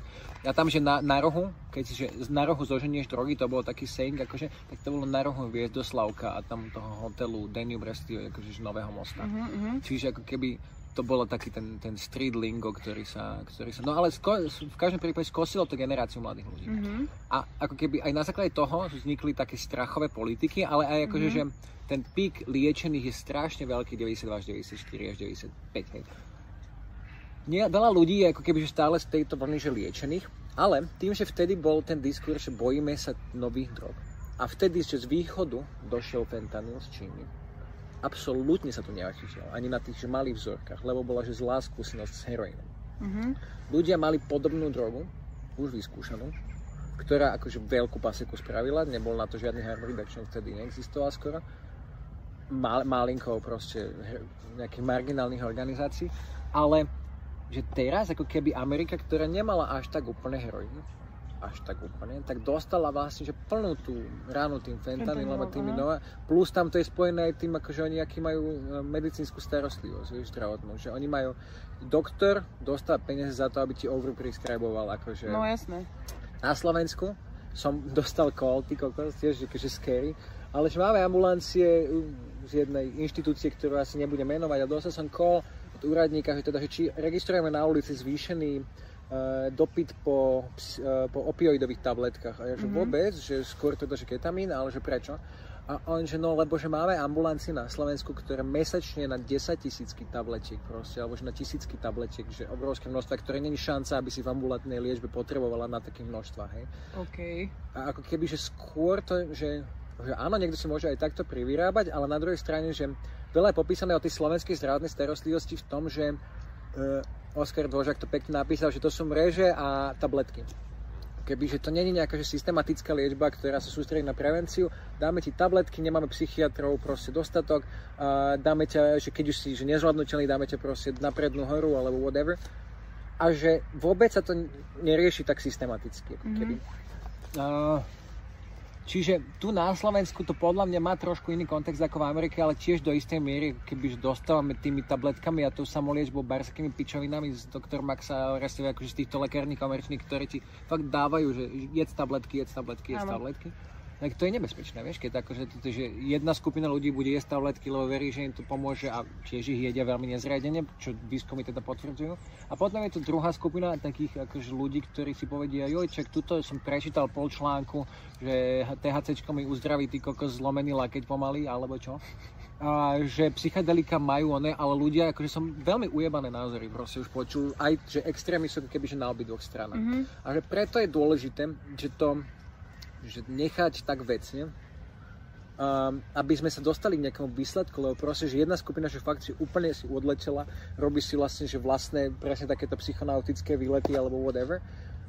Ja som rád, že to proste že nespôsobuje nejaké až také rizika, ale ak sa máme proste, že sú ľudia, ktorí keby sa to dostalo nejak nezriadené do ruky, tak im to môže poškodiť. A to je len proste, že kvázi privilégium, že tí ľudia, ktorí ako keby to robia, tak ich to nezranilo v tej samoliečbe, hej, že mali nejaké možnosti načítať alebo tak, ale kebyže nejakej proste babe dá niekto do drinku 16-ročnej LSDčko, hej, že to není dobrý zážitok pre nikoho. Ježišmaria. No, a stále sa to aj teda, by the way, som bol aj o tomto spikingu, ty kokos, akože v správach, že to sa deje a že polícia nemá ani tú štatistiku, lebo vieš... Čo to s tými drinkami? Hej.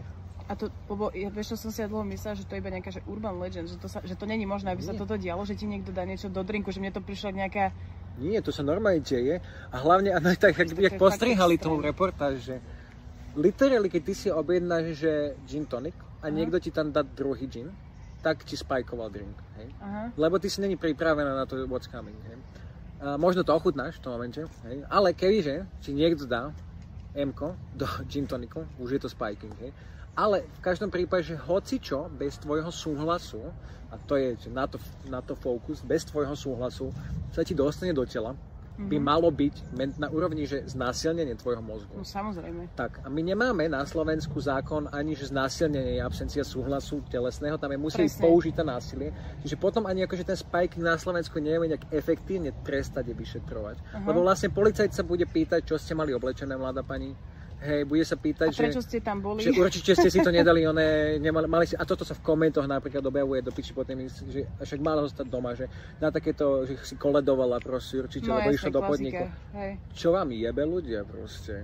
Že sa idem toto mi príde úplne sick, že proste, že niečo takéto sa stane a ľudia pindajú na obeť. Chápeš? Že prečo ľudia akože dávajú dolu obeť a nedávajú dole toho človeka, že to spravil? To mi príde úplne mimo. Veľmi veľa akože trestných činov sa pozerám, ako keby, že hľadáme... Že ako keby sa ľudia báli toho, akoby... Ja neviem ani, že prečo to vlastne tak je. Hľadaš perfektnú obeť, alebo tak, že áno, že aby nebola, že vieš, že keď bola tepláreň, tak jeden z tých biskupov napísal, že oni určite tam brali drogy. Tak vlastne bolo OK ich zastreliť. Hej, presne, že čo to s tým má, že keby aj rovno tam, ja neviem, čo robili proste, že nikto nemal právo ho proste zastreliť, čak to je úplne šialené. No a presne sa to pri tých raziach deje, že ty máš ako keby časť spoločnosti, ktorá ti píše v komentároch pod tie články, kde že ja chodím, že však ale to sú ľudia, ktorí berú drogy, tak na nich akože nejdeme ich obhajovať. Je, že tam treba najtvrdšiu palicu, ty kokos na nich. Že... Lebo aj keď nefunguje, ale ešte väčšiu palicu do piči, lebo keď máme, že keď bude 3 km tá palica, tak asi bude do piči fungovať, ja neviem. Neexistuje množstvo razí, ktoré vyrieši problém s drogami. Neexistuje, bodka. My sa, že môžeme kľudne to vyskúšať, ale že iné krajiny to vyskúšali, mali viacej peňazí, viacej policajtov, lepšie politiky a nefungovalo to. My máme málo policajtov a máme veľa drog, lebo sme reálne akože že na kraji Európskej únie, to znamená, že nám cez ukrajinskú hranicu sem prúdia prekurzory z Číny a z Ruska, ktoré nám tu robia pervitín. Sme akože susedíme s Českom, ktoré tu má dekriminalizované úplne všetko, a neviem, či si všímate, tie kontroly na hraniciach sú akože, že není nejaké úplne, čiže všetko sa sem dostane. Ani keby, že sme ostrov sa na Slovensko, že aj keby Slovenské ostrov, tak tam drogy existujú. Aj napriek, akože aj do piči vo väzeniach sú drogy ľudia. Že normálne literally v base, kde máš nemať ani vankúš, sú drogy. A riešime to jak úplne udilinou proste. Smiešne. Aj s tými raziami, aj s tými, že ono v konečnom dôsledku je to také ukazovanie tej moci, ale pri tom, že strašne taká prekoknutelná slabá, nie? Že niekedy pocit, keby to bolo, že tá Hansa Christiana Andersena rozprávka, že cisári nahý, nie? Áno. Ale vieš čo, že akože ja si fakt viem predstaviť, že keď sa na to pozráš, alebo takto, že ty si zažil tú raziu? Nejakú? Nie, nezažil. Ja som ako barman zažil finančnú kontrolu, ktorá prebehla absolútne bez ničoho. Mystery shopping proste. Tak normálne došiel typek, vypýtal si bloček, ja som mu dal bloček a on povedal good fucking job. Vykonaná kontrola, výborne. Čiže nepotrebuješ na to, aby si to skontroloval kuklačov 40, ani psov, ani takéto akože veľké pokriky a kričať fakt na ženy, nech ukážu piču, že sorry, nepotrebuješ to. No to je strašné, ale vidíš, akú škodu to spravilo, že proste typci už nikdy nestú nič organizovať proste. A neprídu na Slovensku henty Holandiania z toho vaxu, že to oni to napísali v polisi, že už sú dan so celou touto krajinou, hej, že to je ako keby... Že ono to vlastne, akože je to hrozné, ale že ono to vlastne funguje, lebo ak je akože cieľ zničiť toto, tak nemôžeš ani všetkých užívateľov drog vyhnať, lebo proste by si musel vyhnať, že to je, že celé, že nie je sociálna vrstva, to je, že všetky sociálne vrstvy naprieč celým Slovenskom, v každom meste, v každej obci máš drogy. Máš nebezpečenstva s drogami, čo nemáš, sú riešenia na to a tie harm reduction služby. Tie sú iba na západnom Slovensku. Bohužiaľ, my sa tvárime, keby sme nemali drogy a problémy s nimi na východ od Trnavy. To je absolútne smiešné. A plus teda, že tiež si ešte zoberiem keby priestor na takú poučku, že v trestnom práve existuje taký, že sa to volá princíp ultima ratio. To znamená, že trestné právo ultima, posledný, ratio, teda, že posledný prostriedok na zmenu spoločenského správania má byť trestné právo. Že ty máš ľudí motivovať všetkým iným predtým, ako však si ako matka. Ako ich potrestáš, tak, no jasné. Gentle parenting, hej. Čiže ako keby, tiež dosť kokocké v dnešnej dobe byť deti. No ako to mne to príde šialené. Dokonca to zakazujú niektoré zákony, hej. Toto už je pre mňa akože nepochopiteľné a som vlastne prekvapená, ako veľmi to stále ľudia robia, ale že aj medzi ľuďmi, ktorých by si povedal, že sú akože na tvojej napríklad, že vlne, dajme tomu. Ale naozaj, že fakt... Ale akože, že presne to je taká tá prvá signálna, také ten King Kong vibes, hej, že proste idem, tiež sme mali doma veľa násilia, nechcem to reprodukovať, preto aj nemáme deti, proste napríklad, je to pre mňa, že extrémne fucking big deal, nemať proste v živote deti násilie. Je to, že skurvená vec proste. Dokonca teraz sme boli na jednom školení podľa dohovoru o právach dieťaťa aj akože, že dieťa, ktoré je svedkom násilia, je obeťou násilia. No jasné. Čiže no, akože nielen, že dáva to zmysel. Hej. A čiže ako keby aj tie deti, obrazne povedané, mladí ľudia v klube, sú svedkami toho, že policajt kričí na ďalšiu ženu, že ukáž piču. Je obeťou toho policajného násilia, keď to takto môžem povedať. Není to takou obeťou ako Moldava nad Vodvou, hej? Ale we are on the way. No však to ťa totálne poznačí. Akože viem si predstaviť, že som niekde, kde som myslím, že som pen safe, že som napríklad tu je, že Ankali, neviem, či to poznáš, proste super klub a teraz, že idem sa tam úplne, že ideš tam s absolútnou dôverou a toto sa ti stane, tak to mi príde úplne šialené. Hej. Šialené mi to príde, takéto niečo. Všetky tie akcie mali nás napísané na evente, že vytvárajú bezpečné miesto pre všetkých, bez diskriminácie. Majú tam tých Floor Angels, ktorí ti proste dajú vodu, žuvačky, baršo a akože je to tam naozaj safe space a v týchto kluboch sa teda, že nikto nepredávkoval. Ak by to teda bolo, že z toho zdravotného dôvodu ideme chrániť spoločnosť pred drogami, hej, že to boli iné drogy, iné kluby, kde sa ľudia predávkovali. Je to literally aj v tom ako keby, že šialene si myslieť, že Willie Nelson, taký americký aktivista, hudobník, country spevák, povedal, že najhoršie, čo sa ti môže akože s trávou stať, je, že ťa z ňou chytia. A teraz literally, že horšie, čo sa ti môže stať, že nie je ten trip z nejakého LSDčka, ktorý ty kokos môžeš si, vieš, rozchodiť, ale že ešte potom budeš veriť LSDčku, že akože ťa požuje, hej. Ale keď ťa požuje policajt, tak už potom v živote policajt to nebude chcieť vidieť, sorry, v živote. Ani pri menších veciach, že takto proste funguje na dátach, že toto priamo znižuje dôveru v políciu. No, samozrejme. Mala si to tiež v každej krajine, kde vlastne takáto prohibícia bola, to znižovalo dôveru v políciu a neskôr, čo to spravilo, je, že nie, že z toho bezpečného miesta v klube s Floor Angels, kde začali chodiť polície, si sa presunula na byty, alebo do menej akože sekludy, kde není ani forma toho akože dohľadu možno, ani verejného, ani nejakého toho komunitného. Čiže doslova robíš tú vec nebezpečnejšou. Čiže to vysúvaš z takýchto kontrolovaných prostredí. Čiže áno, aj to LSDčko proste, že ono, videl som ako barman veľakrát ľudí na tripe, hej, že celkom to si dovolím trúfnem, že viem to odhadnúť, ale mne to príde veľmi zvláštne vtedy chodia kebyže do spoločnosti takto, že na bar.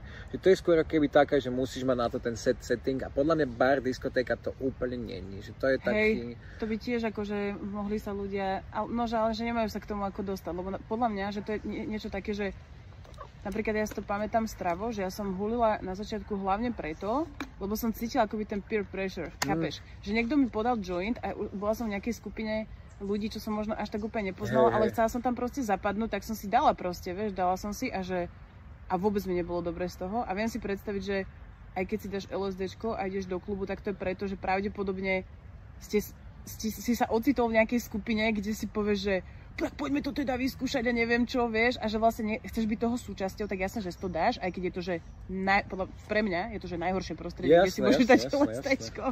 Fakt. Vieš čo, veľa teraz používam, keď už teda, že sa komunikujem s verejnosťou, používam tie analógie. A pritom to používam tú analógiu so sexom proste, že ono, keď máš peer pressure do toho prvého, tak si to, že fest neužiješ. Ja som tiež ten prvý bol fakt na hovno.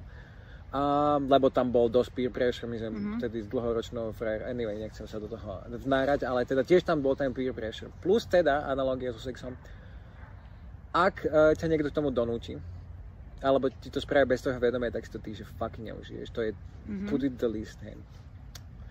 Ale keď sa na to budeš pripravovať, tak štatistiky, napríklad krajiny, ktoré majú sexuálnu výchovu, majú vyšší vek prvého tehotenstva. Hej. Krajiny, kde máš menej vzdelané, menej tú debatu otvorenú, tak rodia 12-ročné. Napríklad 16 and pregnant, akože celá americká. Čo veľa z nich teda bolo z takých rodín, kde sa niektoré veci z konzervatívnych dôvodov tabuizovali. Pri týchto drogách, alebo týchto látkach, najmä to, že aby sme nepoužívali to prosté slovo drogy, tak je super mať podľa mňa debatu so svojimi deťmi, že jedného dňa budete možno že inak vedomí. Ja nehovorím, že viem presne určiť vek, není som akože pedagóg na to, ale minimálne, že v tínedžerskom veku myslím, že už je úplne zdravé sa porozprávať s deckami o alkohole a nie v zmysle, že nebudeš piť. V zmysle, že toto je mommy and daddy time a toto je mommy and daddy juice, minimálne takto. Povedať, že nebudeš, proste toto fakt nie pre deti a naopak presne vidím, že dajú deckám odpíjať proste penu z piva. Čo si myslíš, že akú šancu má to decko, aby si v živote to pivo nedalo? Že nulovú. V tom momente je to, že nulová šanca, aby že v živote nemalo pivo. Ako náhle ty to nebudeš nejako, že úprimne tomu decku rozdielovať, že toto je pre dospelých, tak on ako keby, a budeš to len, že tak tú zvedavosť tam nezabiješ, tú zvedavosť tam neutlmíš v tom dieťati. Vidím to proste veľa deciek, akože v mojom okolí, keby, že rozdielne prístupy rodičov vidím. A fungujú lepšie tie, ktoré majú o tom aspoň takú debatu, že toto je mommy and daddy juice, že toto je nechutné, hej. Veľa razy ešte je taký, ako keby, že fajčenie, že absolútne nie ani pri deťoch, toto je by the way do piči. Toľko rodičov som videl, že fajčiť cigu v aute s deckom. To za toto ja by som dával, že za toto 15 rokov do piči, alebo sociálku, alebo ja neviem, nejaký sociálny program, ty kokos, keď už sme pri tom. Fajčiť nuka s deckom, to som tiež videl, že to je absolútne nechutné a tomu decku, že ste presne dali v tomto momente šancu 0 na to, aby ono nechcelo cigarety v živote, alebo aby sa vyhlo drogám proste, že to je priama cesta ku nejakej substance abuse. Keď budeš akože to pred tým deckom do toho nútiť a preto odtiaľ to vychádza to presvedčenie, že sú za to ľudia nemôžu sami.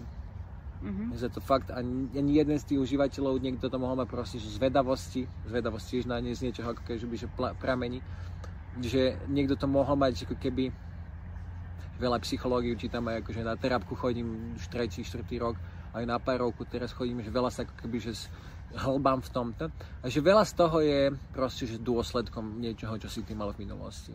Že či už si necítil v živote že nejaký pokoj, tak budeš chcieť pravdepodobne akože fajčiť trávu alebo mať nejaké downery. Že keď si necítil kebyže kreativitu alebo sebavedomie, tak budeš chcieť nejaké tie akože alkoholové džusy a tieto večery prežívať, lebo sa vtedy cítiš proste free a stredobodom pozornosti. Hej. Kebyže stále ti to rieši niečo a veľmi veľa sa toho dá znížiť tým ako kebyže prístupom v skoršom detstve. Napríklad aj tými krúžkami, hej, napríklad aj tým, že ľúbiš svoje deti. Áno, hlavne tým rodičovstvom, podľa mňa, že tým formuješ úplne všetko. No. Že akože že to dieťa sa môže k niečomu dostať, keď má 15, ale keď máš doma chill, podľa mňa, tak o to menej to budeš vyhľadávať. Keď si naplnený láskou a prijatím, tak nie do čom. Akože tam ešte môže zauradovať zvedavosť, ale stále vieš, že to potom skončí, lebo to nebude pokračovať, že si už si to skúsil a nebudeš si furt zaplňať tú dieru v sebe niečím. No aj to, vieš, ešte keď sme na stredných školách robili taký mini prieskum, akože prečo mladí užívajú tieto zákazné látky a alkohol, tak zákazné látky, tak jeden z top 5 dôvodov, ktoré mladí citovali, bolo, že sú zakázané. Že vlastne, že oni chcú preto, lebo je to zakázané ovocie. A krajiny, kde už dekriminalizovali, tak tam sa, že doslova to priamy vplyv má na to, že menej detí to chce, menej tínežerov proste užíva. Lebo proste už tu nie je zakázané ovocie, cool, niečo, už je to také lame. Sus. hej. No presne. Čiže ako keby aj s týmto, že tým deckám, proste, keď vidia v každom jednom seriáli trávu, alebo respektíve, že v každom jednom videoklipe Snoop Dogga, ktorý je dostupný, vidia tú trávu, ale vidia, že na Slovensku sa tu dostávajú 15 rokov typci, tak of course, že mladí budú fajčiť trávu. A ja to vidím all the time v Bratislave. Ježišmarie, čím ďalej tí mladší ľudia proste fajčia toto na Hradnom kopci na Slavíne, Barzej, takéto miesta. Proste vidím to tam, lebo aj z toho dôvodu, že chcú byť cool. Tie kolesa 13-ročným, že to všetky výskumy to dokazujú. Proste 13-14 ročné decká na diskotékach sa kusnuté, že lebo je to cool. Lebo proste to je lacné, vieš si to kúpiť cez internet, dokonca si za frajera vonom. Vo WhatsApp skupine. Vo WhatsApp skupine, ale akože že fakt, že aj s tými OZ-kami, čo robím, tak oni mi také prípady hovoria, že mi ide odjebať, že proste, že siedmaci vedia spraviť LSDčko z receptu, z internetu, alebo že proste, že sa objednávajú, že vankúše kolies mladí, cez internet, že normálne taký obrovský balík. A že už mladý, že jeden, že 3-krát týždenne si dal koleso, aby sa cítil šťastný. A že to už akože, že regular, one. A že presne, že oni sa s nimi, nerozpráva sa s nimi nikto o tom, toto by the way tiež, máme články už o tom, kedy mladí vyhľadávajú informácie nie u rodičov, nie u akože, že autorít v škole alebo tak, ale presne, že internet alebo peers. A na internete už barské pičovek. Dneska má, že nie len o drogách. Čiže. A ten peers, ako keby, že 14, čo sme videli o drogách, nič. To, že sú cool, lebo sú zakázané. No však jasne, tam, no presne, že tam je to posledné miesto, kde by som hľadal informácie. Hej. No, to sa mi páčilo, ako si presne povedal, že im povedať, že raz budeš mať zmenený stav vedomia. To sa mi páči, to je také pekné, vieš. Diplomatické, chronická diplomácia. Včera to kamoška jedna pozdravujeme, povedala, takže áno, proste, že budeš im hovoriť, že jedného dňa, keď budeš dospelý, vyvinie sa ti mozog, proste ľudia sa radi zabávajú tým, že každý piatok podvečer si zresetujem hlavu. Možno, že tam nájdem aj myšlienku zdravú. A to je jediné, čo na všetkých baví. piatok si realitu odstrániť z hlavy do ženu.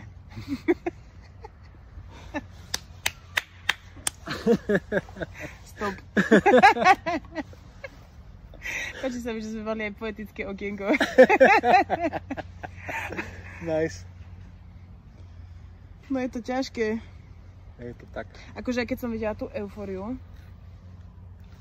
tak mne bolo fakt zle. Lebo to bolo strašne fucked up. No. Strašne to bolo fucked up. Vieš, čo sa mi... Taká ťažoba, vieš? No ja to vidím, strašná že ťažoba. V týchto mladých, keď s nimi ja že robím, vidím. A nejdem, že keď som teda bol v skupine, ktorá mala tvoriť nejaké návrhy legislatívy, tak toto zaobalím, hej. Že som pomáhal napísať nejaké policy veci, tak som bol kontaktovaný mladými ľuďmi, v zmysle pod 18 rokov, ktorí ma teda že kontaktovali s požiadavkami, aby sa dekriminalizovalo, respektíve, že aby sa dávali buprenorfíny benzodiazepíny, aby sa dávali bez predpisu. Ľudia, ktorí máte, že aspoň trošku farmaceutické vzdelanie, alebo proste tak, benzodiazepíny sú do piči také veci, ktoré že nechceš nikdy. Hej? A to je akože, že veľmi aj tie prípady musia byť na tej psychiatrickej liečbe, že to sa na substitučnú liečbu tiež používa, keď si veľmi závislí. Ale teraz ako keby, že veľa tých steps v tej psychiatrickej a psychickej care na Slovensku sa preskočilo a niektorí doktori, že 17-16 ročným deckám, ktoré sú v depresii, whatever, ktoré, že akože jasné, že táto generácia má depky, tak im predpisujú buprenorfíny, či benzodiazepíny. A to je pre mňa, že tak fucking nebezpečné, lebo ako keby, že ty už si vyšľaháš ten mozog pred tým, akože sorry, že to poviem, hoci čo reálne v živote zažiješ. Že tam ten shit sa ti, že násobne proste, keď už aj odsťahuješ čo z domu, začneš platiť vlastné účty, že to ti zošľahá mozog proste, že v tom teen rokoch, že už tak si, že uzatvoríš niektoré, ako keby, že tie prepojenia v mozgu. Oveľa viac, keď tieto veci budeš dávať do hlavy po 25-ke. Oveľa viacej. A teraz, ako keby, že už je tá schopnosť tejto generácie nadvazovať vzťahy, celý že question, už aj ako keby, že schopnosť prežívať emócie, že o tom sa strašne veľa píše pri Gen Z, že ako keby, že oni sú vyšľahaní, vieš, z toho psychického, lebo od 11 proste, že 2 kliky spravíš pečko proste, hej, dopamín. Ďalšie toto robíš kilometre obsahu, ktorý je tak zaujímavý až je nudný proste, že ty máš vyšľahané tie receptory z hocičoho. To nemusí byť drogy proste, to je ten pretlak informácií. Ja nezávidím tejto generácii, s čím sa do piči musí vyrovnávať, ale to je my, akože štát, spoločnosť, sme mladých absolútne zlyhali v tom, aby sme im dali nejaký nástroj na to, ako toto zvládnuť. Hej, že jasné, že sme zlyhali aj tú staršiu generáciu, ktorá, že pripojiť sa do tohto online sveta je pre nich. Že to je ďalší problém, ale ako keby, že to je tá plná rana, to je tým trhom, ktoré dostalo Slovensko v 90. rokoch, tak teraz to dostalo so všetkým, nielen s heroínom. Teraz to dostalo s internetovým trhom, teraz to dostalo proste s európskym šengenským priestorom. Všetko tu je, tie decká, ktorí tomu nemajú žiadne prevenčné mechanizmy skoro, nič, čo by fungovalo, majú absolútne, sú ako keby niekedy stratené v tomto svete a že aj nešťastné sú tieto mladí. Že nechcem to tak úplne ako keby, že generalizovať, ale vidím to fakt aj na konkrétnych prípadoch, aj na dátach, keby, že tí mladí sú podľa mňa, že to najväčšou, že obeťou tej vojny proti drogám, takéhoto prístupu, hej, že budeme sa tváriť, že to neexistuje, že sa to nedostane k mladým a ideme potom dať nejaké priebané kamery ešte. Že nie, tých mladých akože presne, zober ich na krúžky, staraj sa o nich, ukáž im, že znamenajú niečo v tomto svete, daj im nejaký spôsob, aby niečo znamenali. A nie to, že bude sa do piči premáhať hore dole bez nejakej štruktúry, dostane sa k drogám, začne točiť ovocko a do piči životný plán, fakt akože mladí muži dneska takisto, úspech je vytočiť peniaze na ovocku a na tomto nastavkovaní, že to je úplne choré tie hodnoty, ktoré to potom aj vieš, že tie podmienky, čo to pre tých mladých stanovuje, no jasné, akože quick fix, to je ako keby, že to je tá mentalita, ktorú si im dala takýmto prístupom, že zakážeme, máme piť, čo sa stane potom, quick fix. Namiesto systematickej práce s mládežou, namiesto proste ako keby nejakých prevenčných mechanizmov, namiesto možno tej regulácie trhu a nejaké komplexnejšie debaty, zakážeme a quick fix. Slovensko je quick fix krajina, ktorá potrebovala svoj fix ficom, lebo 3 roky nejdržala do piči, tak mi dostali naspäť. Ďakujeme. Quick fix krajina. Tak si vítaný tu. Asi možno k tomu schylujeme, lebo. work-life balance. No. Nieraz zakončujem na depresívnej note. Tak povedz nejaké posolstvo s nádejou. Posolstvo s nádejou, že aj dáta dokazujú, že sa hýbeme dopredu. Akurát to niektorí typci nevidia, odmietajú kebyže pochopiť. Ale prezidentka dala 6 milostí za trávu. To je že jasný to bol fakt. Strašne super. Určila ten diskurs. A mohla ešte aj viacej, ale respektíve, že nemohla. Ja som sa aj z toho právneho hľadiska na to pozeral. Európska únia je naklonená robeniu tzv. Jednotného konopného trhu. A už napríklad dáva odporúčania aj na tie psychedelické terapie, robia sa nejaké výskumy aj na európskej úrovni. Keďže sme v vzdialenom európskom priestore, dostane sa to aj sem. To je moja také, ako keby, že tá nádej pozitívna na dátach založená. A ak mám niečo že pozitívne na záver, proste že chceme viacej. Toto je jedna vec, ktorá, že tá látka je tak skurvene nízko, že ako keby, že spravíme kompromis KDH, alebo respektíve s konzervatívnou časťou spoločnosti, aby neboli tresty za trávu 15 rokov, ale aby boli 10. To piče, prečo sú tie tresty 10? Vysvetlíte mi to niekto a povedzte mi, prečo ich nechceme úplne zrušiť, lebo keď to dáva zmysel v iných krajinách. Prečo by sme stále mali, kebyže niekde v tom malom rozmýšľaní robiť s niekým kompromis. Že podľa mňa je to také posolstvo na záver, že chceme viacej, lebo to sú naše základné ľudské práva, základné nejaké dôstojnosti človeka, že máme chcieť mať dobrú zdravotnú starostlivosť, máme chcieť mať politiky, ktoré nás ochráni a pred dopičí, že rizikami takýchto látok. A nerobia to a ja to platím dane, takže to prosím chceme, hej. Že chceme viacej za svoje peniažky. To by bolo posolstvo na záver. Chceme lepšie drogy. Chceme lacnejšie šťastie, toto si prosíme, áno, takisto to je.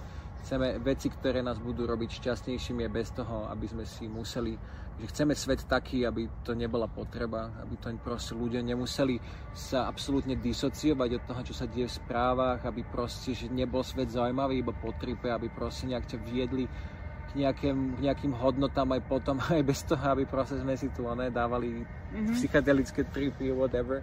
Že áno, ja by som chcel, a ono to vlastne funguje aj o tom, akože ten záver, že ten profesor Karl Hart, veľké meno v drogovej politike na celosvetovej úrovni, on hovorí, že tie politiky by nemali byť len akože harm reduction, že znižovanie toho negatívneho, lebo ono to má aj kopec pozitív, vieš. A že tie politiky by vlastne mali dbať na verejné zdravie, ale aj na verejné šťastie. To sa mi veľmi páčilo, aj to aj tiež akože na prednáškach hovorím, že a potom na konci vždy taká diskusia, že čo považujete za politiky, ktoré by vás robili šťastnejšími. Hej, že ktoré by vám možno dali menšiu potrebu sa disociovať od sveta. Menšiu potrebu sa otupovať. To je dobrá otázka. Hej. Aha, to je super. No, čiže veľa odpovedí napríklad bolo 4-dňový pracovný týždeň, viacej času na oddych. Alebo žiadna práca. Tak, alebo nie, že práca takú, čo chceš robiť. A nie taká, čo ti prináša viac peniaz, akože veľa peňazí. Tak presne, že nie. To je presne priamo potom na tých ukazovateľov. Tak, no. Že ono ako keby aj tie ukazovatele, že viacero liečených mužov na závislosť od stimulantov je po 30, akože že najväčšia skupina je v produktívnom veku muži, lebo sú tlačení do výkonu, tak tam je závislosť od stimulantov. Napríklad, že najväčšia skupina antidepresantov sú ženy po 40, lebo proste nemajú kariéru, sú doma, respektíve, že v takomto patriarchálnom prostredí žijú, ktorých tlačí absolútne, že ignorácii svojich potrieb, preto sú ženy, že ono to má priamy vplyv, ak tieto politiky ako keby, že aj tie sociálne, na to, ako sa my cítime. Hej, a že to je to, čo by som chcel, aby sme sa chceli cítiť lepšie v tejto krajine. Aj proste, že doma nebyť spokojný s tým, že mám nejakú ohradenú záhradu a za ňou nerozmýšľať, ako sa proste v tej záhrade bude dýchať vzduch, alebo ako proste sused na mňa bude pozerať, že všetko so všetkým súvisí, pointa tohto podcastu, ty kokos, ale ono to fakt, tie politiky priamo súvisia s tým, ako my sa šťastne cítime v tejto krajine. Nemusia tu byť peniaze, prosím, dokonca nech to nie sú peniaze, že akože hlavná hodnota, ale nejaké teda, že zabezpečenie by malo byť. Ale chcel by som politiky, ktoré nás budú robiť šťastnejšími a menej nešťastnými. Ďakujem ti za krásne zakončenie. Ďakujem aj ja za tento priestor, veľmi príjemný a že som sa mohol vynadávať. Hej, to máš som rád. Ježiš, ďakujem. Wow, to čo je? Gumiky. Ňam.